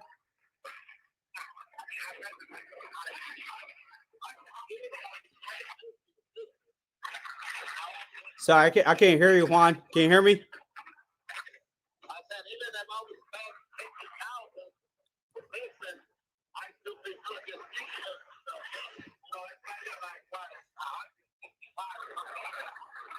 Yeah, all fixed up. You said 155 all fixed up.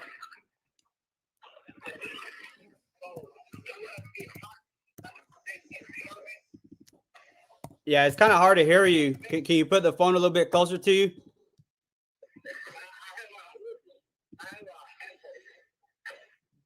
Okay. So what's kind of like the price range you would take for it? I mean, taking consideration it needs work. So if you got something around like 50, 55, is that something you were looking for? Would that be enough to be able to? Okay. What were you thinking? All that was giving me was to be able to just pay it off and do a down payment. Oh, okay. How much do you need for the down payment for the next property? It doesn't matter. The thing is, I have money for down payment, but the thing is, I'm not going to throw away the investment that I already made. You know what I mean? I'm going to fix it. Well, how much have you put into it? That's what y'all do, right? Yeah. But how much work have you put into it already that you're looking to take out? No. I haven't spent money on it. What I said, invested in it, the money I spent buying it. You know what I mean? Yeah. Yeah. Okay. Well, look, here's what I'm thinking. Somebody has to pay rent, you know, so that's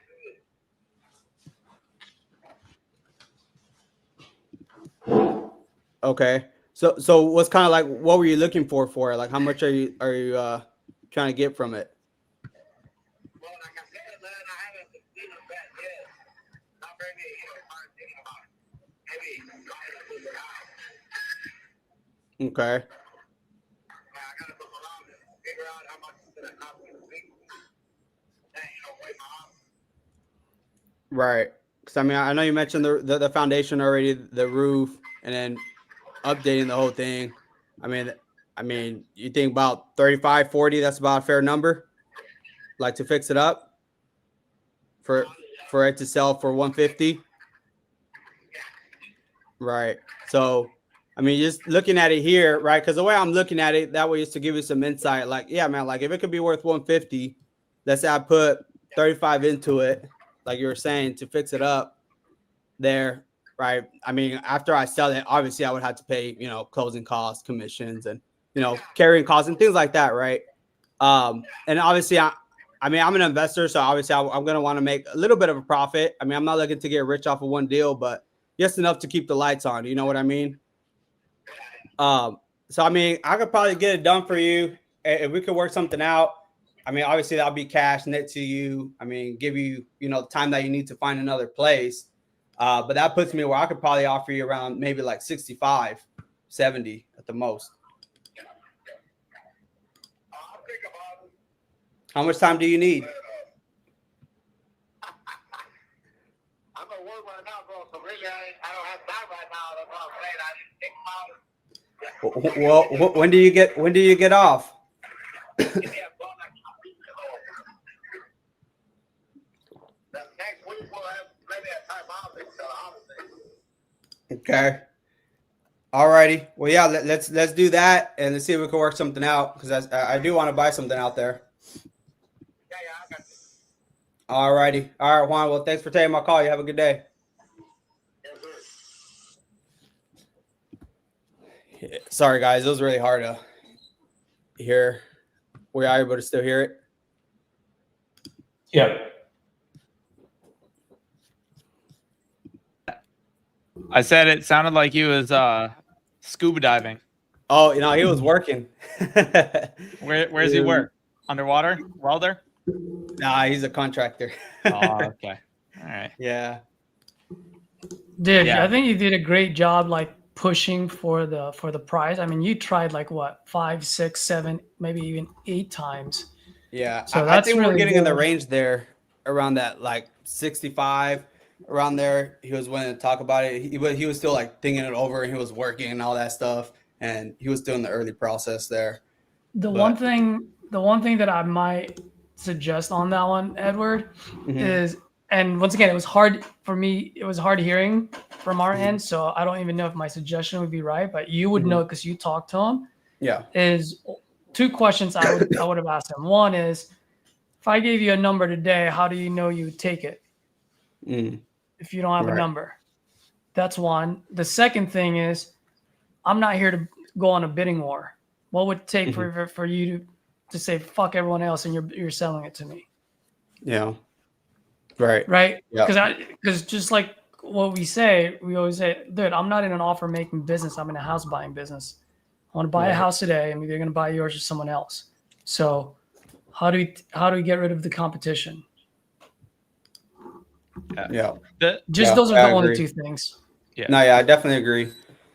The And that's other- all what he was saying about, because his whole thing, he was going to move out somewhere in that same area. And I was trying to dig there, like, okay, how much you need for that? He talked about down payment. Okay, let's see what I can figure something out. Because he still owes like $23K in his mortgage on there and his work and all that. He got some quotes on the foundation and roof and stuff like that. So I was trying to see if I could pull out a number and see. Oh, you did everything. I mean, you asked them so many different, you attacked it from so many different angles. Mhm. So it was awesome, man. The other way I sometimes like to try to attack it is say like, what's your pie in the sky number? What's your like unrealistic? No one's ever coming up to that number, because then it gets them to give you something and defeats that. Like no one wants to say a number first because they're always like, well, if I give you a number first, then I lose, right? So if you say, give me that unrealistic number, that way we at least have a conversation. Then it gets them, they're like, oh, okay, this guy's not trying to lowball me. I can start with whatever. You're going to talk them down. But now you at least have a starting point. Right. Yep. But I do, Caesar, I love that line. We're not in an offer making business. We're in a house buying business. That's right. It's a good one. That being said, Ari, you said earlier, which I agree too, as far as KPIs are concerned, I actually have 2 KPIs with my team now. One is how many offers should you make? And when I say offers, I mean you went to battle with someone where they wanted 200. You offered them 120 and you guys were like this, but you couldn't meet somewhere in the middle, right? Like for me, that's an offer made, not a, hey, would you take 10,000? For me, that's not an offer, right? Especially if the person's not motivated. So my first KPI is how many offers did you make, which I always shoot for 5. The other one is how many times did you throw a lowball offer to someone that's not motivated? The reason why I say that is because let's get used to throwing a low number, because have you guys felt this before? And I know every single one of us have, especially when we were new. When someone wants 200 and you're looking at your calculator and you know it needs to be at 90 or 80, and you just have this knot in your stomach, you're like, oh, how am I going to throw this number, right? And so I'm telling my guys, you know what? Screw it. The person's not motivated anymore. Anyway, you're not going to close it. It's not a closable lead. Then why don't you just practice and throw a really low number? Because then it becomes second nature now. Now that knot in your stomach is not there anymore. So that when you're in front of the right person, that's a closable lead, guess what? You're not second guessing yourself. And now you can just throw that number with ease. Right. And you have a point, because I even tried doing it with this one at 50. He was like, oh, hell no. So when I went up a little bit, educated him, I said that range was like about 65 cents. He didn't say like hell no or nothing like that. So I'm like, okay, we're working something there for sure. So yeah. It's not uncommon, at least around here. I know property values are more, but like their asking price might be 100,000 less than where we end up getting it under contract at. Like that's not a big delta, right? So asking those questions, and even when you know, the other thing I like to do, and this isn't necessarily a KPI, but just something I enjoy doing, is sitting in silence, right? Like throwing out that, yeah, I'm at like 80, and then just shutting up. The worst thing people do is they break their silence. This is Alex. I was calling you about your. Please record your message. When you finish recording, you may hang up. They break their silence, and all of a sudden you threw it off, right? You spoke first, and now they can't do anything. But the longer you're able to just sit in silence and wait for them to make the next move, the more deals you'll be able to do. And the other thing is, if you like absolutely have to speak, your question should be, did I lose you? Is my connection bad? Something like that. Nothing about the property, nothing about the offer. Like, bring it back to, I'm waiting for you to respond, and I'm not budging.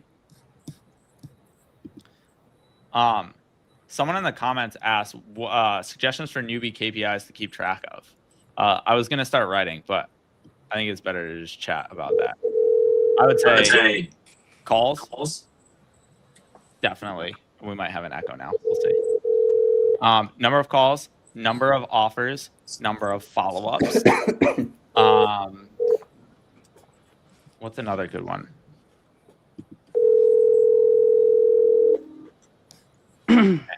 Any other ones that I'm missing, guys? Like, I'm trying to think of KPI, just easy.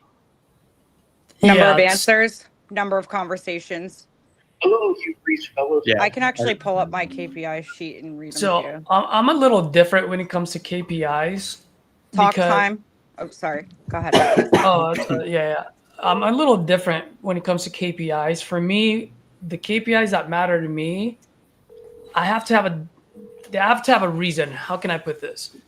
I'll just explain it. For example, dials versus convos, right? Conversations.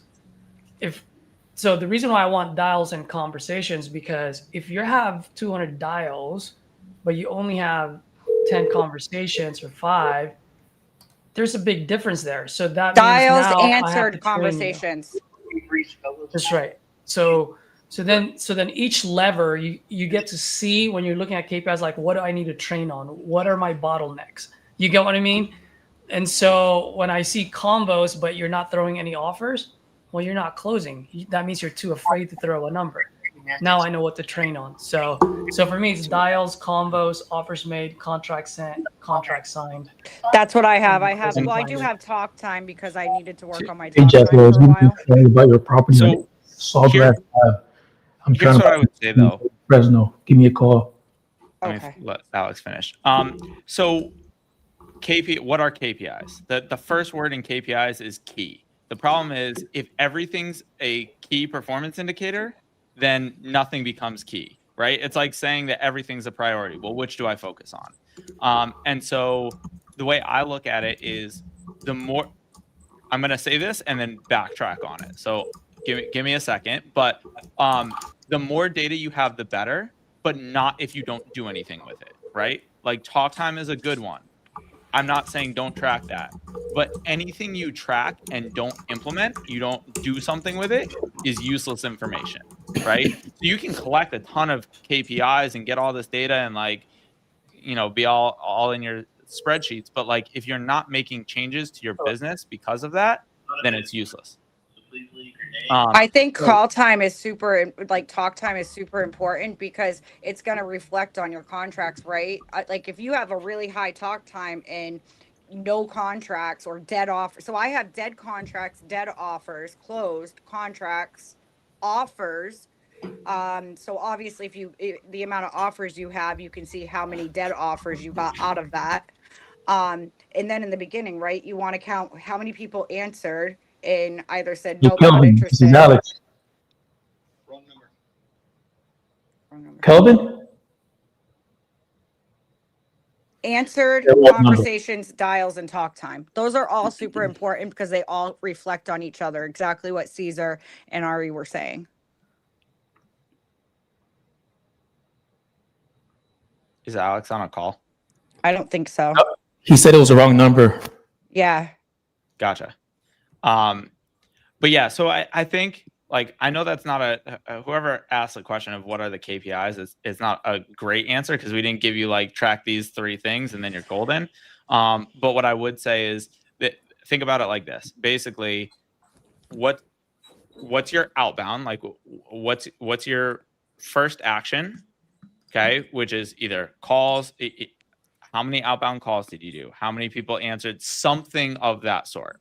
I don't really care which it is, but just something on the front end, something in the middle, and something on the back end. Always track how many contracts you're sending out because that's like critical. The rest of them, pick something in the beginning, something in the middle, and then that. And then what you can do is if you notice like I don't have any contracts, so my KPI there is 0, and I feel like I'm having a lot of conversations and not getting anywhere and still not getting any contracts. Well, now let me dial in that's that middle section that I'm missing, right? So maybe you pick more KPIs from the middle and you think, okay, well, Hello, Gerard. Yes. This is Alex. Alex who? Alex that wants to buy your house on Seneca Street. Are you still buying? Selling? I walked away from it. What does that mean? Huh? Nobody bothered me before. They already bought it? It's owned by the bank. I was paying the mortgage and I got out of there because of dope heads next door. That's a while ago. You're going back in years. Okay, so you don't own the property anymore? As far as I know, my name might be on it. Oh, But okay. nobody's bothering me. The mortgage company don't bother me. Got it. Well, no, I was just calling to see if you were interested in selling. I get my information from a referral partner. But if you don't have I don't anything to want sell, nothing to do with it. do you have any other properties you want to sell? What happened? Do you have any other properties you want to sell? No. All righty, sir. I got out of there for one reason. The dope heads took over the street. Oh, wow. Okay. Let me ask you this. I don't know about today. I'm going back. Got it. 4 or 5 years. Let me ask you this. Are you buying any more properties? No, I ain't buying no more properties. All righty, sir. Now. I'll take you off my call list. Thank you. Yeah, bye. Good question, right? Because if he would have said yes, then Alex knows, hey, this could be a potential buyer in that area if I score a property. It's always good to make connections on these phone calls. The other thing, Alex, that I would have done on that one that's a little different is figure out like, hey, let's say I know you're saying the bank took it over a long time ago, but I'm showing that you still may be the owner. If we find out that you are the owner and I can put a couple grand in your pocket, does that make it worth it? Got it. That's a good one. Because some of the time that the banks, like properties fall off the bank's radar and it's just kind of sitting there. and he might not be paying, and the bank might not be doing anything with it. So if it does happen that he's still on title, and he's like, oh, I didn't even think I own that. Sure, I'll get rid of it for $5K. You're like, okay, perfect. Yeah, but it's an easy refund. Alex, let's do another one.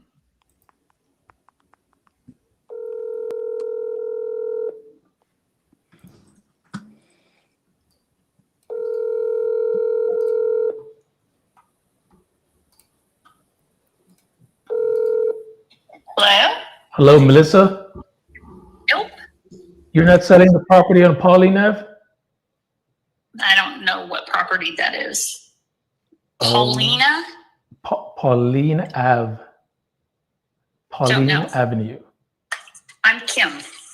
Well, hi, Kim. My name's Alex, and I'm buying properties in Florida. Do you have any houses you're trying to sell at the moment? We have some vacant properties, but we've had numerous offers and we're just, yeah. So, okay, thank you. Well, do you want to make a deal? I'm trying to buy properties.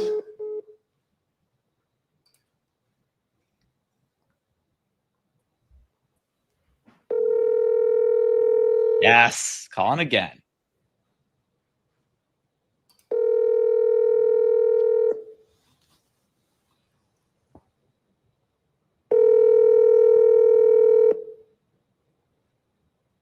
Your call has been forwarded to voicemail.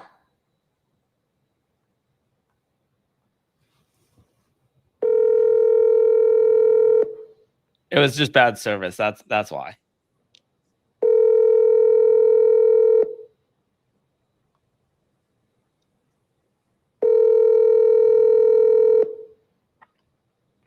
Your call has been forwarded to voicemail. The person you're trying to reach is not available. At the tone, please record your message. When you have finished recording, It was you may- muted. When I was talking to Melissa, Mario why'd you last hang week, up on me? I'm trying to buy properties there in Light Acres, Florida, or anywhere in Florida. I know you said you had some properties. If you really want to sell, I really want to buy. Let me put some money in your pocket. Call me back. love it. That's a good message. You guys notice how he double dialed? Always double dial. I actually have a good. He triple dialed, quadruple dialed. So you guys tell me in the comments what I was talking to Ari about last week. I was like, you know, what would be really cool is if people watching knew the price point of where the wholesaler's trying to score the price, right? So if you knew Alex or Edward was trying to score this property at $15,000, then you could see the negotiation process and how they start lower than the 15,000 to work their way up. I think that would be super cool if you guys knew that. You guys That want would be super cool. I actually think an even better thing is like, where do we come up with numbers as acquisitions? How do we get our number? Yup. I've shown it. I know, yeah, and it's good to know. Like the first property I ever got under contract, I got at ARV, and it was a teardown. So like, I had no idea what I was doing numbers wise. I think that's critical because so much of the time, if you can give someone a number, Your call has been you now have a forwarded to an conversation. automated voice. But 100%. if you can't give someone a number, they just treat you as everyone else. They're like, screw this person. I don't want to talk to you. You can't make a decision. Either that or you have an hour-long conversation with old grandmas that don't go anywhere. And they're like, no, I'm leaving this to my kids and grandkids. I was scrolling through YouTube yesterday or Facebook. It was one of those little short clips. And it was the guy, I'm not going to mention his name, but is the Mr. Process. Has been forwarded to an. There's your Everyone wants cartoon my voice. process. And the seller was just it was so painful because the seller just wanted an honest, transparent conversation and just wanted a number. Yeah. And Mr. Process tried to take him through a 40-minute conversation. And Mr. Process is like, I'm serious, not curious. So the guy's like, all right, cool. And then here comes like 40 questions behind it. And I'm like, oh my gosh, it was so painful. Yeah, it's true. And if you get on the phone, especially especially with these iSpeedToLead ones, like some if they've already submitted some information, whether it be through a form or with a conversation with someone. So if you start off like they're brand new kind of thing, then they're like, I told your partner all this information. Why the heck are you asking me again? So it's about how you approach it. Not don't ask those questions, but be like, hey, the notes I have here, I just got to confirm they're correct. Because hello, is this Jerry? Hey Jerry, this is Edward. I see you had filled out one of our forms online to sell your property there on Bishard Avenue. Is that correct? That's correct. Awesome. How much were you looking to get for it? Well, I mean, it's probably comparable to around there, like 60. It's not in the best of shape. I like to get like 25, 27 out of it if possible. Okay. And we say 60, is that like as is or all fixed up? Oh, 60 would be probably fixed. If it was all fixed up, it would be worth more than 60, but as is, it's probably worth about what I asked. Yeah. Okay. And as I'm trying to pull this up here, can you tell me a little bit about it? Like, do you currently live in it? Is it vacant? What you got going on there? I've been living in it, recently vacant. There was someone living there with me, and she passed away, so I'm downsizing and moving on. Oh man. Well, I'm sorry to hear that, man. I know it could probably be difficult, losing a loved one. I mean, how you holding up? I'm doing good, thank you. It was like right before Halloween, but everything's good. We're in the process of cleaning it out right now. Okay. Man, well, yeah, man, I definitely like to see what I could do here for you.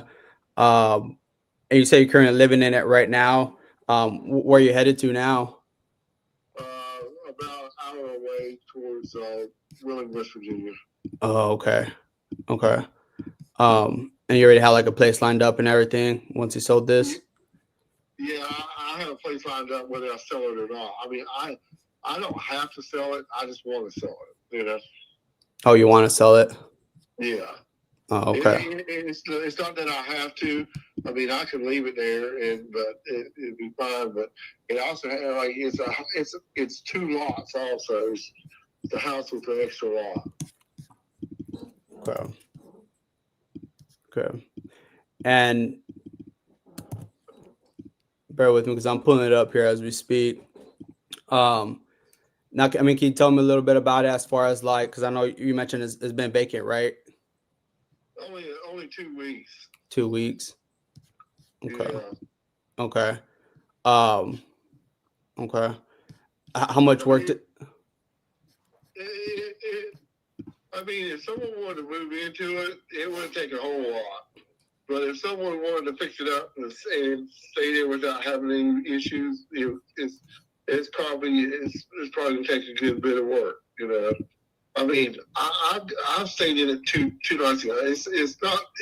It's livable, but it's not perfect or not. It's an older house. I mean, I think it was built in the 50s or something. It needs work. It needs a lot of stuff. So. Okay.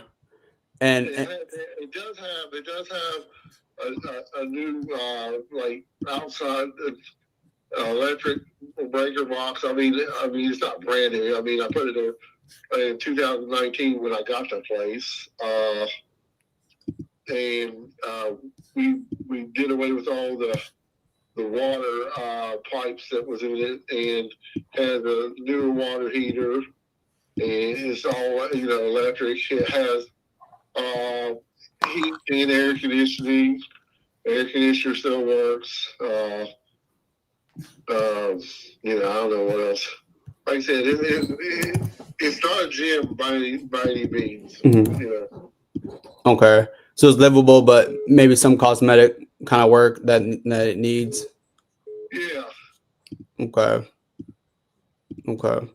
And I know you mentioned you don't need to sell it, but you want to sell it. What's kind of like the main reason you're looking to sell it versus just keeping it? Yeah, it's just where it's at right now is 30 minutes from my job, and where I'm living at in Wheeling, West Virginia, is 30 minutes from my job. So it's and there's nothing, there's no time there to go there, Okay. No, yeah, I see. Well, yeah, man, I definitely would like to see how I could help out here. Like, how soon were you looking to try to get this done and move on from it? Anytime after the first week of December till the new year or something, whatever. Okay. Well, yeah, I mean, I think I'll probably make some work here. Now, look, like the way our process works, that way you have an idea is, let's say we come to an agreement on price, right? Like today, I could set over an agreement, right, for us to review. Once that gets completed, I would obviously want to see how we could coordinate with you for us to go out there, just verify the condition of it based on pretty much what you've already told me, is to, just make sure everything checks out. I know you mentioned needs a little bit of work, not a whole lot, nothing major, sounds like. So yeah, like if everything checks out, then we're good to go and move forward and see if we can get it closed. Hopefully before, maybe Christmas time. Now that being said, I always like to be transparent about things. So like let's say something comes up, maybe that both of us, maybe we didn't even know. Then we may need to like revisit price, but at that point you could either say yes or no to that. Does that make sense? Yeah. Now, that being said, I'm not sure if you noticed, right? I have a 210 area code. So I am here in Texas. So every time I do buy properties outside of my local market, I would partner with like a local partner, a local investor out there, just to make sure we have eyes on the property right at all times once we close. Right. So, right. So between now and then, we'll have a couple walkthroughs, right? If everything looks good, we should be able to, get things moving forward and get it closed for you there. Does that make sense? Yeah, I also want to tell you, I mean, you're not the only person that's called me about this, and it's not that I'm trying to say, oh, you better buy. I don't mean that. I'm just being upfront with you. I've talked to like at least 2 other people, right? And they didn't ask as many questions as you did about. Right. Well, yeah, I like to get a better understanding and see, to see how I can help you out here better. Right. I feel like I could be a good fit here for you. That being said, Brad, like for us, I mean, there's no closing costs or commissions and all like that. That'll be net to you. I mean, we could do it like that. We buy it the way it sits today. You don't have to do anything like that. We won't ask you none of that stuff. I mean, what's the best price you think you could do for me like today if we could get it done for you? Oh, if you was to buy it today, I'd take probably $20,000 for it. Okay. Because, and here's what I'm basing it on. Mm-hmm. A lot in that area runs about 9 to 12, 13,000. I'm on 2 lots. Both of them are 40 feet wide by 135 feet long. Mm-hmm. Okay, and so the 2 lots alone is probably worth somewhere. If they were just lots, it would be worth probably 18, 19,000. Mm-hmm. I see. So, and the only reason I landed on that place is because it was in the middle of the travel place for the person who passed away. Her one daughter lived north and the other daughter lived west, and it was almost dead center of both places, so it was an easy stop-off point or a pickup point for her. Mm-hmm. So, yeah, but that's, but like I said, 20 would be probably the lowest, because, I mean, that's after we got it, and we got the electric put in and the water done and all that, and the water tank in. That's probably all we have in it, Mm-hmm. So right, and I did some stuff on the inside, and but there was like I said, as in right now, right around there. Okay. Gotcha.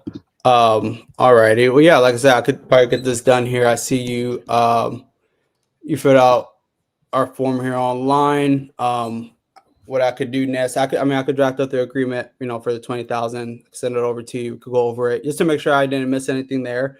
and also to answer any questions you may have. On here, I see you put your email.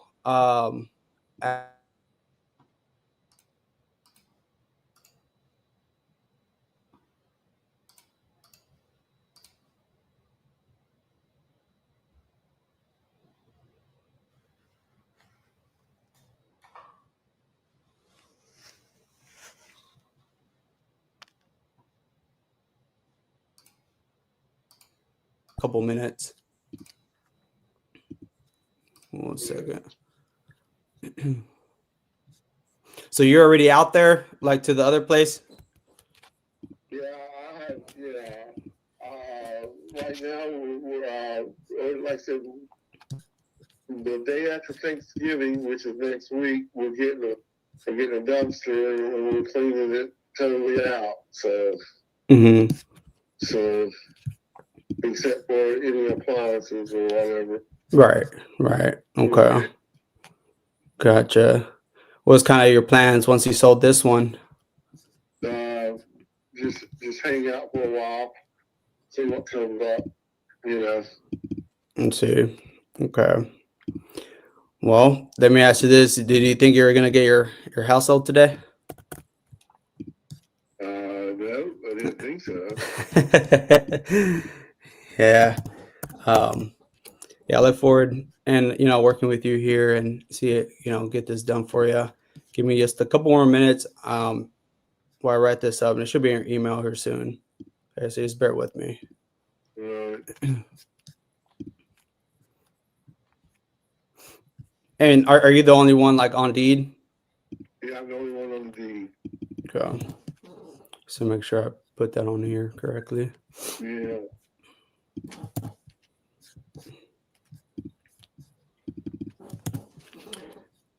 You have any plans for Thanksgiving? No, probably going to hang out with a friend or something and see what's going on. Nice. How about you? Yeah, I don't know. I think the wife is planning everything, and I just found out that they're gonna have me cooking today. So now I'm cooking. Yeah. So what part of Texas you from? Oh, I'm out here in San Antonio. In San Antonio? Yes, sir. Yeah. Have you ever been out here? I went to a conference last year. Yeah, last year in May, I went to a conference for work, and I got to stay at the Gaylord Hotel, which was pretty nice little hotel, and had some really good chili down there. And then we went downtown toward Austin and stuff. So. Nice. Yeah, that's not too far from here. Probably like an hour and a half or so from here. Yeah. Austin's nice. I used to live there in Kyle, close by to it, about almost a year and a half ago. Yeah. All right, Jerry. I think it should be there in your email. If you could just to make sure, check it, see if it's in your inbox, and make sure I sent it to the right email.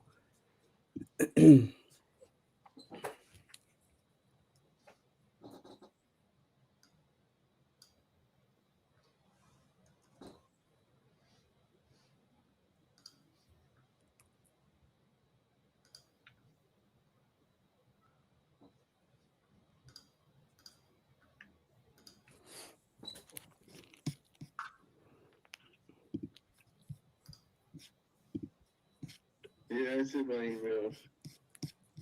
Nice. Are you able to open it? As soon as I can review the document, I'm looking at it. Yeah. Once you open it, you'll see like today's date, your name. Make sure I spelled it correctly here. It's Jerry, right? Jerry Ball. Alrighty.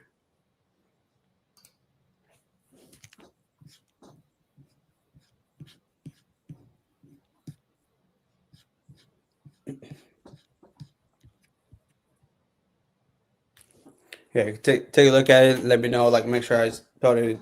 Make sure I spelled everything correctly. And again, if you have any questions, you can let me know. I'll be on here.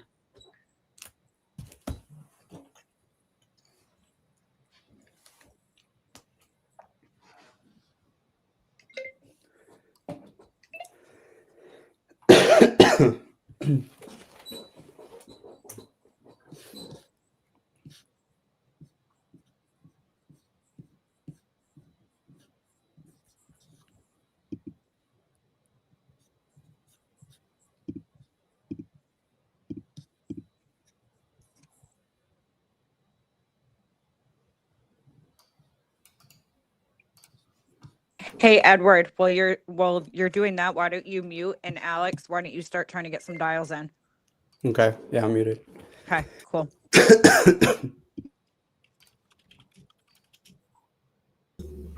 We need one more call from you, Alex. That was a great call, by the way. Yeah. Hopefully for you absolutely. folks that are watching, that was textbook. Explained the process. That's what we call that, the reverse rapport. And got them to come down on price too. You can look at my jewelry box. Yeah, I feel like most people get rapport wrong. They feel like becoming friends with the sellers is how they build rapport. But all rapport is do they trust that you'll get done what you say that you'll get done? Are you solving their problem, right? Like, I have a lot of friends that I know if I were in a real estate pinch, there's no way. I love them as people, but like, you got no experience doing this. So like, why would I come to you for that kind of stuff? So rapport is literally, and there's some of being personable. I'm not saying you want to be a total dick to them, but like the main thing is they have a problem. Are you solving their problem? And are you doing what you say? That's it. That's rapport. Absolutely, 100%. Yeah. And to answer Hearth Home Investments here, how do you encourage seller to sign while you're on the phone with them? Is that common? Ask. Well, no. Yeah, I'm sorry, Ari. I'm gonna have to disagree with you on that one. All right, let me hear. I'm not gonna say ask. You assume the close. Okay, I'll give you that. Yes. Never ask for the close. You assume for the close. So, it's just you just got to go into it, just like what Edward did. He just said, "Hey, look, let me just send you the contract or the agreement. While we're on the phone, let me stay on the phone with you, so in that way you can ask me all the questions you need." Yeah, you're 100% right, Caesar. I should have clarified it when I say ask. I mean, people assume the opposite. They'll say, hey, let me send it to you. Let me don't encroach on your space. You look it over, sign it at your own convenience. You want to go in and that's just part of your process, right? Just like I give a number to everybody, I also, to everyone that agrees on the number, perfect. I'm sending it over right now. Hang tight. It'll be there. You let me know when you get it. Perfect. You got it. Any questions you have? Awesome. I'm glad you don't have any questions. I'll hang tight while you sign it. I'll go get your wife if she needs to sign, whatever it is. And then we'll just button it up and be done in 5 minutes. There's a huge banner on the bottom that shows the coupon code. Arena 80. Not to call anyone out, Tyler. No. Do I keep calling? Yep. Yeah, keep going until you get someone on the phone. You need one more call. I'll go ahead and grab some. Just take them off whatever earrings.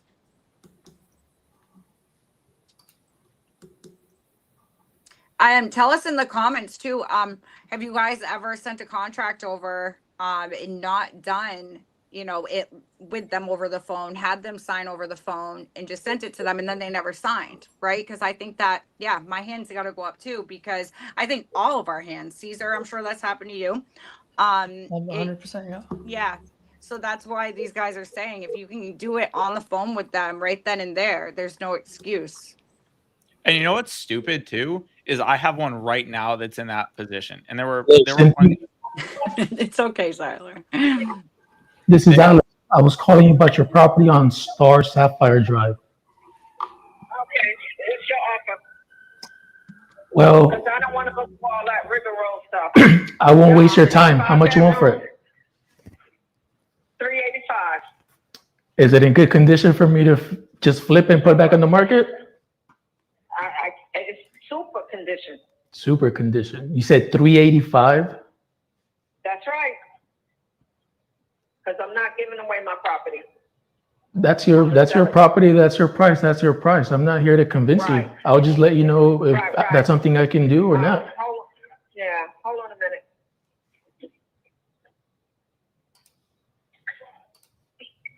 Check basket and launch. I got it. You have to call me back. Thank you. Bye bye. Keep dialing. Keep dialing. Let's get one that counts. And also for Hearth Home there, you said you sent 3 with no sign back. So for me, whenever I see a big discrepancy between my contract sent and contract signed, that's when I go, okay, I've fallen off the cracks. I've been sending way too many contracts. If you don't have a TC, you don't have an assistant, you don't have someone that can get on the phone with the seller, you should not be sending any goddamn contracts. You should be on the phone with the seller going over the contracts. Yeah. Because you know what they're doing is they have that contract now and they're saying it's just like someone does at a job, right? Hey, I got an offer for this salary, match it or I'm gone, right? So these guys are going around with your contract, shopping it out to every other wholesaler and saying, here's what I got, can you beat it? And the other wholesalers are saying, yeah, I'll give you $1,000 more, not a problem. 100,000,000,000%. Yep. So and we're all guilty of it. That's why we have an expiration on our contract. So I'm sure you guys do too. We have expiration on it. Yep. I left a message with a seller this morning. I was like, hey, it expires tonight. I can't hold this. So let me know what you want to do. But the price after tonight is not going to be the price we originally agreed on. 100%. Yep. And Caesar says this all the time too. Mr. Espinosa. No, but what's up? Who is this? I'm trying to buy the properties on 27th Street Southwest. Are you the owner? Yes. Perfect. How soon are you looking to sell them? I mean, dude, we're looking to sell. Are you guys just pretty much like looking to like fix it up and resell it, or are you looking to live in it or knock it down? I'll be honest with you. I'm an investor, so I buy properties for 2 reasons. I fix and flip and make a profit when I list it on the market, or I just buy and hold and put renters in there. Yeah. Well, I'll tell you what about the property. Like, it's a long, full driveway, 1-car garage, a fenced-in backyard, patio in the back, 3 bedrooms, 2.5 bathrooms. Oh, no, I'm sorry, 1.5 bathroom. So, it's a nice house, you know what I mean? It's not like, you know what I'm saying? Like, so if you're looking to flip it and stuff, it's right next to the school. You have the stores like that are like a block or 2 away, like literally a ton of stores. That's part of the reason why I want to leave you. I'm spending too much money. They're too close for comfort. But yeah, so I don't know like what you were like initially planning on doing. But like you said, if you're looking to, flip it or, invest in it, however you want to do it. How soon are you guys looking to purchase a house? I can close on properties within 14 to 30 days, right? But it all depends. Is this a property that, I know you said it's good to go, but is there anything that, like if you were to buy it, right? If you were in my shoes, something that you'd want to know?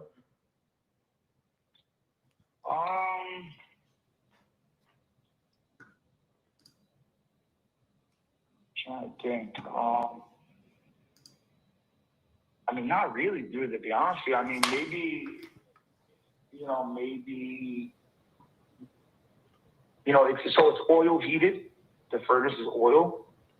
I would probably, the only thing I would suggest is probably like redoing the basement, because it's like an unfinished basement, Yeah. Like the concrete walls and stuff like that. So, I would probably say the only thing is to fix that up. You know what I mean? I don't really see I mean, electrical, everything is good. The heating system, everything is good. I mean, if you want to update it and get like a whole new oil furnace and stuff like that, you can, but there's no point. Like, everything works great. The water's fine. You know, there's drainage in the basement. So God forbid if there's ever like any type of flood or something, like, you know, it'll, there's a flood system down there that will clean it out. I mean, really, bro, I can't really say too much. I mean, maybe, you know, everybody's changing to that flex for the plumbing. You know, maybe if you want to change to the flex, but out of all the reality, anybody that buys that house, I mean, you can just live. You know what I mean? There's nothing major you need to fix. You know, everything is all cleaned up and ready to go. Like, the living room's painted, and, you know. Go ahead, I'm sorry. So I see there's 2 street numbers. Are you trying to sell both of them? Say this again? There's 2 street numbers, right? 2426 and 2430. Is this 2 properties you're trying to sell? Yeah, I'm 2428 27th Street. 2428. Got it. So my address is 2428 27th Street Southwest, Allentown, PA 18103. Is that what you have on your end? I didn't, but now I do. Thanks for that info. I mean, I've gotten this call before, with this, you know, with my address. So, like, I don't know if maybe It's the telephone game, brother. You know how it goes. You know, by the time your message reaches the fifth person. You, man, the way everything you're saying right now, I don't know if you're on speaker or whatever it is, but like, you don't sound clear at all. So I'm having a hard time understanding you. Can you hear me better? I mean, yeah, that's fine. I'm in a roomy office, so there's like an echo. Apologize for that. Yeah, no worries. But yeah, I don't know. So the last time it was appraised was like maybe a year and a half ago, maybe. And I believe it was appraised for 210. Well, appraisals are funny, right? Because every time, let's say if I were to get 3 appraisers, they're all going to give me different numbers, right? What I like to go based off of is what the market is buying your house at. I just take similar houses around the same year built, similar square footage, you know, bedrooms, bathrooms, and that they look similar. And whatever the market's paying for, then that's how I know what, you know, more or less how much your property's worth. I'm seeing here you had it listed. What happened there? What did happen there? That was a while ago, dude. Damn, what the fuck did happen? I forget. It was up there in price too, man. I probably tell you what happened. It was overpriced. No, we decided, because we went house shopping, and dude, we just couldn't find shit, man. So we decided, like, you know what? We're just gonna pull it off the market for now, you know, until things, you know, until the market settles down. Obviously, that never happens. I don't even know what that means anymore. So, who does, man? Like, seriously, I don't, bro. I don't even know what that means anymore. Exactly. Back then, every like 2-3 years, the shit would go down, and then it'd go back up, you know, go down and go back up. And nowadays, I don't even know, bro. As if we're realtors, right? Like, we're just using that real estate lingo. Like, who knows anymore? Yeah, dude, that's what I mean. So, like, I mean, look. At the end of the day, it's a nice house. You know, it really is like a first-time home buyer. You like love a house like this. It's like, what's up? How you doing? Can you hear me? Yeah. Oh, yeah. So yeah, a first-time home buyer or something like this, it's like a perfect house. You know? Yeah. And you know, landscaping's done. And like I said, in all reality, I don't really see anybody that moves in there I mean, I don't really see what they would do. Like, I really don't. I don't know what they would do to their house, to be honest with you. Because everything is, you know what I mean? Everything is good. The kitchen's good, the stove, the refrigerator, all that's brand new. Washer and dryer downstairs, all brand new. It's probably been like a year, maybe 2 years. So yeah, I mean, everything's brand new down there. So I guess it's just a matter of, you know, who wants it. Well, if you're selling, man, I'm buying, right? So if I don't buy your property, I'm gonna buy someone else's property. So, I mean, you seem like a cool dude, so I'd rather put money in your pocket instead of someone else. No doubt. I mean, so look, like I said, I'm interested, you know, in understanding, you know, what you do, what the process is. I mean, don't get me wrong, I'm definitely interested. Well, my process works around you. You know, we're pretty flexible. I know you mentioned that you still probably need to find another house after you sell me this one. Yeah, we probably get I mean, to be honest, we probably, man, I would love, like I told my wife, she's never going to do it, dude, but bro, I would love to move in with my parents for like 6 months. I'm serious, man, because for the money we make, dude, we can fucking stack. Bro, in this economy, hell yeah, man. I would love to do that, man, but my wife, there's no way in hell. Yeah, absolutely no way in hell. Yeah, no. I mean, yeah, if it was her parents, right? Yeah, no problem. But yeah, no, it works that way too. Not in my world, at least.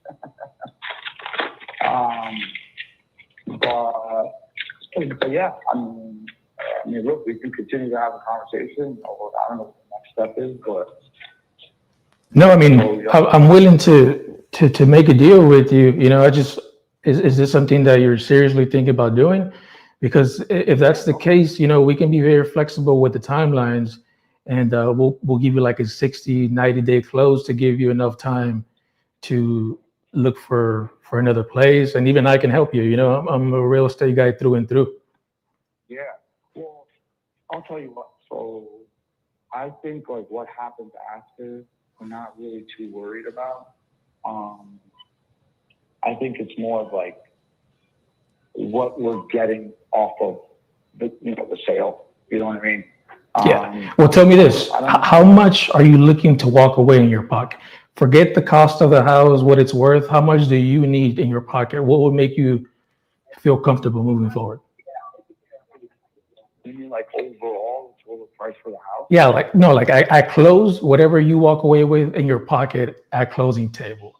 Forget about what you sell the house for. Just if you were to have a number in mind that you'd be comfortable with and happy with at closing table, wired into your bank account in 30 days or less, you know, what does that look like? I'm looking at like 50,000 probably after everything. Okay, how much do you own it? You're gonna say like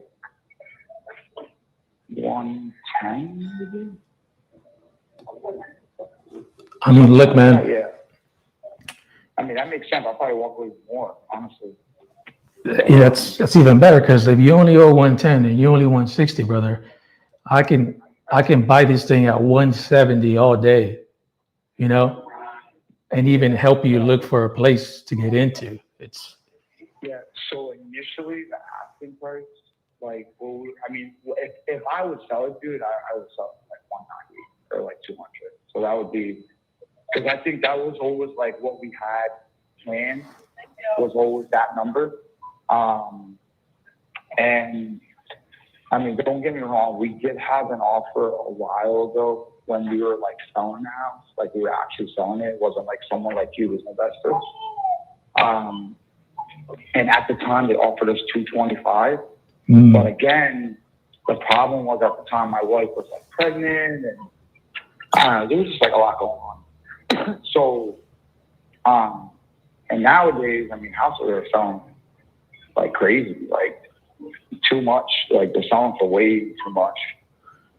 So, and I'm not trying to be like greedy or anything like that, but you know, if we could be fair with the house, then yeah, we can definitely make a deal for sure. As Okay, long as well, fair. Like again, we're not looking, we're not greedy, we're not looking to get rich or anything. Okay, so then work with me here. What meet me in the middle somewhere. Because with 170, you'll walk away with 60 cash in your pocket, and you said maybe even more, right? Yeah, this is Carlos. Oh, I don't have, shit, no, I don't have, all right, I'll just go over there. Sorry about that, brother. I'm at the store getting stuff for my dog. No, you good, man. We're going to the Iron Kids game. I'm about to, all right, look, I'm picking up my wife right now. Okay? Let me have this conversation with her right now. Talk. Okay? Put her on the phone, brother. Yeah, we can talk. She's not with me now. I'm going to pick her up. But, here, let me take my phone out of my pocket. Is this your 0082? Is that your number? Yeah. Okay. But is this something that you guys are seriously willing to move forward to today, man? Just so I can put these funds aside and I don't go around making offers willy-nilly, and that way I have this and here an internal account, and then once we sign that thing, it's just waiting to go into escrow and then into your pocket. So, just give me 15 minutes.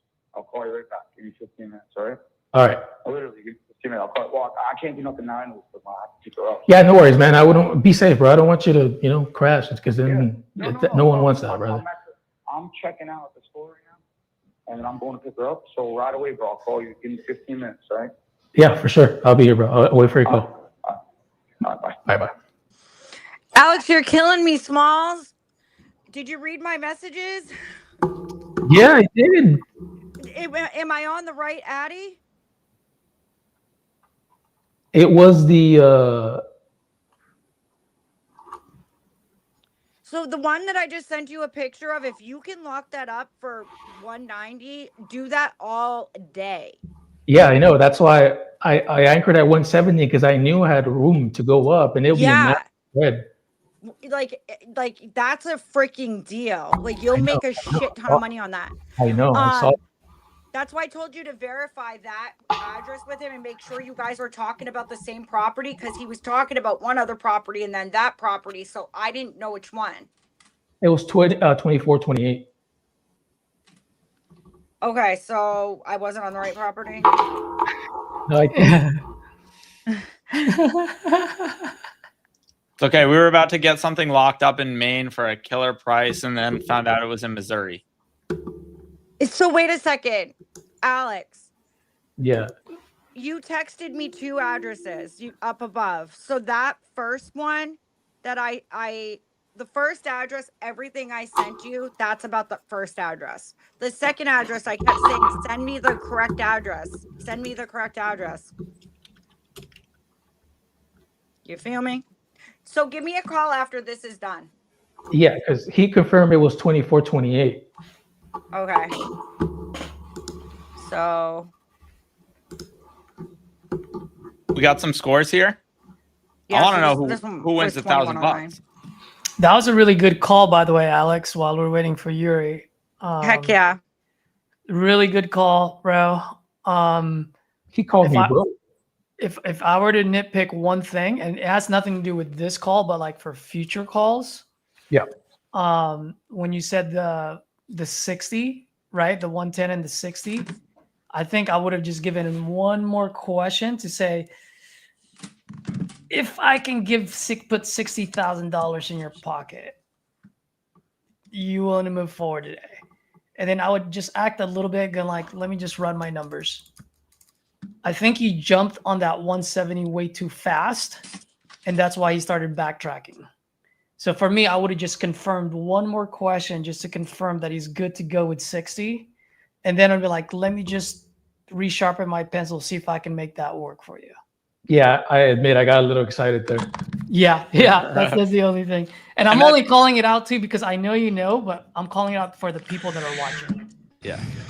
Even when you know you have a killer deal, the last thing you want to do is be like, yeah, this is amazing. Right? Because then they're like, well, wait a minute. If I know it's amazing, I could get another $30K for this. Because Right? you did say one word. You did say one line that made him think. You said, Yep. brother, at 170, I can buy this all day long. Yeah. And then he said, I can even help you move into the other house. Yeah. So that tells and put and out he the red seems carpet. and he seems like a quick guy. So for him, it's like, oh, if you can buy 170 all day long, then maybe I can push you to 180. Yeah. What can you do on Tuesdays and Fridays then? I don't need all day. I just need one day. Yeah. Yeah, I just gotta chill out sometimes, you know. Yeah. Yeah, but overall, man, great call. I love how straightforward you are, though. I really do. Agreed. Where's Yuri at? You gotta be, you know. Yuri, what's the score? Well, that was really annoying. Sorry. I want to know who's taking some iSpeedToLead money today. Exactly. Yeah. Who's getting $1,000? So real quick. Oh, sorry. No, go ahead. No, I was just gonna give you an update on the other one. So it did not get signed yet. However, there's two daughters since the wife passed away there and everything. So I got the other daughter on the phone while we're all together. She's green light. The other daughter is at work, but he feels like everything should be okay, but she wants to just be respectful and ask her. And the other sister, yeah, I think she'll be fine, all this stuff. But the dad just wants to just confirm with her. So yeah, I didn't really push that far after that. I was like, okay, that's fine. And he's like, don't worry, you know, we'll get this done. I just want to be sure with her. I was like, okay, no worries. So we should be getting on the phone here in an hour. Perfect. Good deal. Mm-hmm.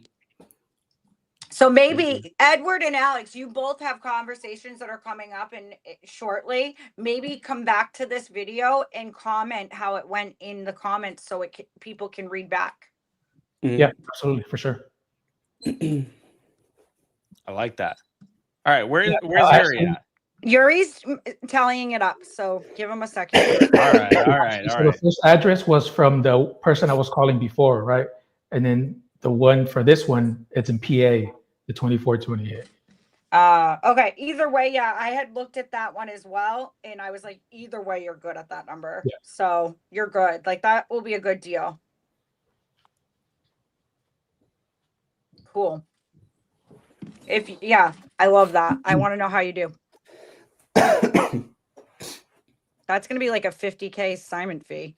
I know. I saw that, and I got excited. I got to calm my tits, you know. Yeah. Oh man. Drum roll, please. I was Tell laughing. us in the comments who you think is going to win. Tell us in the comments who you think will win. Oops. I'm knocking shit over now. I'll shut up. Sorry. Get excited. No, it's great. Guys, let us know who you think won. And again, great performance, guys. Just quick reminder, we have here closers who close deals with iSpeedToLead all the time. And I hope you learned something. I hope you guys see and pick up some things that they do. Plus, our great coaches, Ashley, Ari, and Caesar, with additional comments and comps, help, and a bunch of other things. Having said that, big thanks to iSpeedToLead, who sponsored the leads for today. As you guys can see, sometimes you get good ones, sometimes you get bad ones. And that's why it's important. First thing, refund policy, always there, 3 weeks. Work on every lead, refund the bad ones. Get packages like Black Friday ones. If you get hundreds of those, hard not to close, hard not to have some decent ROI on the closing rate. So blackfriday.iSpeedToLead.com. And for those who want just to get, where is my coupon or something, Arena80 code for 80% off till the end of the day. And having said that, we have some scores. So nice. Coaches, who do you think won? I think they were both great. I think that Alex not having the full volume in the beginning probably took some points away from him. So I think Edward might have been up on that. Well, the good news that Alex actually sent me the recording. Oh, that's a good point. Job. Nice. He had recording, so that's helped Alex, tell me to show Having up next said that, time. I would tell like this, guys. Let me share my screen and let me show you what we got. So I couldn't what hear we the got- full conversation. So Yeah. So we could hear the full conversation. I'm gonna share the screen right now and the drum roll. And Alex, by the way, Alex, if you win, can you promise us to get more light in your room? Actually, maybe that $1,000 Yuri just goes to a new setup there. More light, more audio. Can we make sure we get that? So Hey. here's the thing. Very close first calls. So Alex and Edward started pretty good. Again, all the scores you guys can see on our iSpeed closing coach. If you guys are not familiar, this is the iSpeed closing coach that is ranking leads based on rating conversation, based on bunch of different parameters. And again, the full breakdown will be after the video and the edited version. So if anybody from participants wants to see the summary, you can check it too. But things that we assess: rapport and trust building, 4 bullets inside, lead motivation, qualification, how we do that. Edward on his first call, pretty good on that side. Pricing, strategy, negotiation, again, 6 things here, 7 different parameters when we talk about property market analysis. Of course, solution deal structuring. We have creative finance, how we do on that side. And of course, closing and next steps. To be fair, I'm going to tell you guys that this closing coach is wired on 1 call closes. So if you do 2 call closes, you'll definitely struggle. So you better make sure you give some offer out there. Having said that, here is our final result. So Edward and Alex first call, it was close, but Alex did a little bit better on that side. So just for general understanding how the second calls were rated, 44.9, 43.7, that went to Edward. And on the third call, the one that Alex did was 48.8, and Edward's call was 45.6, even though I would say Edward's call was actually great. And we hope it ends up in the deal. So this is, and the final score is congratulations, Alex. Alex Good work, Alex. Real estate investing won today. Congratulations, Edward. Close the deal, get some money. So it's way more worth it than just $1,000. Having said that, Alex, congratulations. $1,000 goes to you, and you're getting the better setup for next time. So that's that's where the $1,000 go. Absolutely. So, guys, I know it's a little late. Alex, Edward, how are you feeling, guys? I feel good. I feel real good. I like this. I like this competition. Stay tuned. It was great to have you. So, and looking forward to seeing you more. And Alex, it was great to hear you too. And I hope just Caesar, need to train Edward more. So. I don't know. I don't need to train Edward. You definitely spend more time with Alex last 4 weeks than with Edward. That's what happened. That's on you, Caesar. That's on you. Well, actually, since you said that, if I decide to start my own school, will you guys join? Just kidding. Caesar, you let me know. I'm in. Let's go, baby. You got it recorded now, too. We are all in. As long as La Costa is the part of this name of the school, I think we can bring some, premium and eliteness in this thing. So let's go. Let's freaking go. Awesome. Yes. So Alex, Edward, thank you for joining. Alex, we're going to put some balance after the call. It was nice to have you. I think Alex is back. And we're just going to do a quick post-stage conference. So how do you feel? How did it go? I think it went great. I wish I could have heard Alex's calls, though. I think that was tough. That the call, whatever that call was that we couldn't hear, it sounded like from one end it was going to be a good call, but how do you judge that when you can only hear what Alex is saying? Well, that's where the closing coach is still. First of all, he sent the recording, but second, as long as we hear his part, like what we do, because most of that is like rated based on what you do anyway. It's not like what they respond. Like as long as you do your job, and it's going good. So But having said that the scores were definitely on the lower side. So I just want to make sure whoever is watching, you can guys, if you check our last week, I think both Ari and Caesar were in hundreds. So so when we see people under 100, it means that there is a little bit of room to improve. But still, again, we're talking about guys who are closing deals, who both had some structure, some things that they do on a consistent basis. Alex, with his meet me in the middle, is always there. So to meet you in the middle, and Edward, obviously representing Titanium University. Shout out to TU for utilizing RG Bates' structure that casually got him to actually signing the contract and going on signing process, like just casually, like Caesar said, hey, assume the close. I'm gonna just sign it to you. We're gonna go over that and we're gonna close. So Absolutely. Hey Yuri, Go so ahead. who's had like the overall like top score? Well, that's LeBron James. that's a good question. We'll It's need to because go I into said that. hey Yuri and it thought I said hey Siri. Yeah. Um, One thing I got to say though, while you're looking that up, Caesar Yuri, last week 104.1.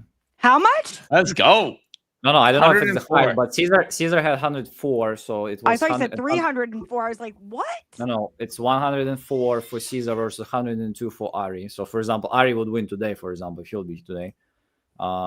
Travis Wells had 102.5 versus Danny. So, Caesar, do you remember what was your first score that you did? I think Travis Wells actually on his first arena scored a lot too, because he was like closing left and right. But yeah, we'll need to check that. And Dylan Wright might actually have a pretty good score against Julian as well. So nice. That's awesome. But we gotta put some leaderboard. We also need the leaderboard for different clubs. Sub 2 club, Titanium club. Yeah. I like that a lot. I think that would be a lot of fun. Alex, I mean, that's what I did for the thumbnail for last week. Like it's like Titanium versus Sub 2. So Yeah. but I felt like we need to start. That's why I wanted Edward to bring. I wanted the Caesar to bring somebody today from Titanium, because we had at least 2 people competing from Sub 2. We got 2 people from Titanium. Yeah. And Alex would probably be representative of independent ones. So, but, what would be really cool too, Yuri, and you guys watching, tell me if you think this would be cool. So we could be like real judges too, like hold up a card on how well they did. No, okay. No, I think it's that's might be. We might do like some like. Yeah, I think we can. I think it's. I think that would be awesome. yeah, I think you can do that, Yuri, because you can just let us know, like, hey, that call, grade that call, and then because you know what I mean, because you know which call you're gonna grade, right? So you let us know. I grade them all. I just give them to, but I grade for the final score 2 best ones, because sometimes we get 2 good calls. But I grade them all. Because I'll tell like this: a third call by Edward was really suck. I didn't even show it, so I was like, I don't know, grade really suck. I was like, okay, I just will compare 3 versus 3. But and again, I still take 2 best ones. But I think coaches is not a bad idea, and maybe, I mean, I'm not sure how active we can get the audience, but I think judges, I think, is pretty good idea, as long as we agree. As long as we agree on how.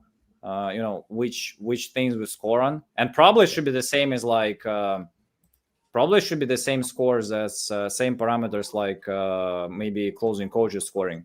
Hey, do market analysis like and motivation, closing, and those things 1 to 10, and you just score. And then so, you like each judge can talk after like how they did, almost like American Idol, right? Like it goes down. Sure. And it's like this person did, and you say what they could have done better, and that's why Ashley's gonna be the bubbly one that's like, you did so well. Yeah. Because I'm just rooting for you. Yeah. Yuri's a Simon. Yuri, I actually just thought of an idea right now that might make sense for you. Go ahead. With all the people that you've had on the arena, why not do kind of like a March Madness tournament, but then you go for like the best scores and the lowest scores, and then they just go head to head. It's kind of like seed 1 versus seed 8. You know what I mean? Seed 2 we're getting versus to that. Actually, I need to just see how many people we got. But that's the thought. Actually, I love that. Yeah, the idea is to do actually Super Bowl, because I wanted to put maybe RG on conference championship game or something. That's awesome. Oh, he would love I like that. But I'm not sure if RG is watching, but Line it up with like February, March. Say it again. Line it up with like February or March. For March Madness, yeah, or Super Bowl. Exactly. So yeah, I was thinking about March Madness. That should be the different like TU or sub 2 versus any like all those programs. And you got to rent some gear. And the winners of that, like whoever wins, gets like a larger balance, obviously. Well, what the only thing though is you can't have a couple of the other. You can't have a couple of the other communities because they get on the phone calls for like 40 minutes a call. Then no, we're then not. that'll be you're screwed. Yeah, we're not doing that. And I sometimes have long calls and I cut them down. Yeah. Well, that's if you guys watched like in the past, they would do those competitions closer thing. I don't remember, but I would prefer people to do the way how they do. If it's a long call, it's a long call, because I mean this also it's just to me it's just unnatural to tell people, okay, you buying a real lead but you gotta be fast because it's competition. I was like, I'll just be real with the seller. There are some like I'm trying to win. Just say yes, okay? Just after when I gotta hint you, it's time to like meet me in the middle. That's where you agree. So, love it. It's no, but I thought both of those were good. They clearly know what they're doing. Yeah. But which other communities we have actually there who might be capable? I mean, Rain. I mean, Danny. Rain, definitely. Titanium, Sub 2. Who else? There's a few others. Yeah, like there are definitely some smaller ones. Maybe we take this one offline and yeah, we'll discuss it like amongst us. Well, I would say this quarter that's where I'm kind of debating. Wait, I think it should be still like, I would say the groups. I mean, maybe it should be like a Formula One. If you watch that, you kind of represent your group, but you still like it's not about just groups competing. Like if you won, you won. But because nobody probably knows who was with Michael Schumacher together with him and Ferrari, but he was winning all the time. So. Either that or you do like 5v5 and be like, no, put who are the 5 best closers in TU, 5 best closers in sub 2, one call each, back forth, and just rate it. Like you only have one conversation. It's got to be an actual conversation, but there's none of this 2 thing. It's just you go, next person goes, and swap back and forth. That's not and bad. Whatever the highest team score wins. Sub 2 comes up as the number 1 largest, obviously. She goes, you're forgetting is like, what, 60% have a title of transactional coordinators or something because they couldn't close anything. REI Nation. Throwing some shade. I love it. I wasn't going to say anything, but you already said it. So that's no, I'm gonna say how it is. I'm gonna call out things. So I mean, that's what I'm like. He does. This is smart. No, this is smart. I'm telling you. We discussed. I think we talked about this yesterday. I mean, I think it's smart. Especially if you can utilize. There is some value in that. I'm all in for that. But I'm just look. All I know, guys, is if we do anything that's 5 for 5 and we have 2 hours, I'm gonna have to bet. 2 hours, 4 hours, 8 hours. I'm gonna have to bet on my team, not only because it's on my team, but we do a lot of one call closes. That's quick because we can underwrite while on the phone and make those offers. Yeah, I thought you will say because we can call RG by himself. So that's your guys' biggest advantage. No disrespect. So you guys gonna just call like. RG is gonna pull a lot, so this is like because RG's long calls are great. By the way, a lot of people a lot of you watched actually RG Bates live seller calls, and a lot of them 25 minutes close, boom, cool. But watch his longer ones. I mean, even on iSpeedToLead channel, RG's call where he'll literally actually showing how to call agent and check some things. Those are the freaking best. I know it's not a lot; they're not the sexiest ones. but in terms of like promoting or something like that. But those are like freaking awesome. So, but it's not the length of call. It's, are you progressing through it, right? Like you can have a short call that is 10 minutes, but it's just a waste of 10 minutes. But you can also have an hour and a half call where you're like moving through it and it's clearly progressing. So I don't know. I don't care how long the call is, but just like it's got to move forward. Yeah, just win. It's all about winning. Yep. So, yeah. And I agree with you. I agree with you on that one, Ari. 100% agree with you. And that's what I was saying. There are some other communities out there where they would go for 40 minutes and it's not moving. Yeah. Yeah. I don't want to talk about your cap for 40 minutes. Sorry. Yeah. No, but that's why. And the reason for that, because it's all about offer. I think people are still hesitant, just throwing this offer out. And that's why they like, oh, let me ask you this. Oh, what about house? What about like carpet under this thing? And, and like, just give, and they wouldn't even ask how much you want for the property, like to begin with. It's like it's like so bizarre. Like, and you're like, and they would ask in the end after they ask already a bunch of things, like how much do you want for it? And it's too much. And you already ask all the questions. You have no leverage, and you're like, please. I'm gonna make myself a sign that says friend zone. So anytime a call goes like that, I can just hold it up. You it's Friday night. You ain't getting that date. You've been friend zoned. That's right. That's right. Last round, of course, guys. You guys are not leaving until I pitch you our Black Friday deals. So Black Friday, guys. Black Friday.iSpeedToLead.com. Just send a link to everybody. It's boosted with early deals. So if you want a really big packages with a lot of money balance, like 10 and 5Ks are yours, because we typically do, for everybody who's watching, we typically do 10% money balance, 40% bonus balance. So you get 20% and 15% on 5K packages and lead pack. So it's 4,000 lead pack. Actually, it's early bird. Wow. That is till Monday. It's a good so deal. You get 4,000 leads or 1,500 leads with the 5K package for next 2 days. So it's more leads. Again, you can pick your counties. If there's not enough in your counties, we can tell you. And again, those will be the recent leads. And if you want to do more recent ones, we'll just tell you go wider. If you want to get more leads just from your counties, we're going to just give you from, October, September, and this range.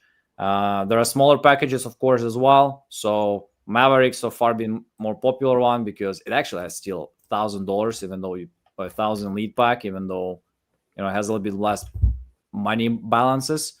And of course, guys, whoever is watching on the checkout, you can actually see some of the upsells. So if you consider getting Coupon Club, you get a better deal here with the Coupon Club premium and deal speed for the whole year for just $11.99. And again, these deals change with every package. And if you don't want to talk to us anymore, you don't want to listen to Yuri anymore, you can just go and to I FAQ. love listening to Yuri. I appreciate that. And but if for whatever reason you don't, FAQ did my best to answer all the questions. And if you still got questions, there is a link for our calendar to book one-on-one call when we are gonna go over this. Again, also after you purchase, you will be able to schedule your onboarding call as well. Having said that, Arena 80 coupon till end of the day. Caesar, Ashley, Ari, it was nice to have you. Next week, I got actual confirmed. It will be Black Friday, so it'll be hard to get some people, but I think Travis Wells confirmed. So I'll need to get somebody Kira against him. And should be exciting next week where we're going to do a lot of lives, a lot of highlights, and a lot of cool things. It was nice to see you all. Awesome. Thank you all. Thanks. Take care. Bye, have a great weekend, guys.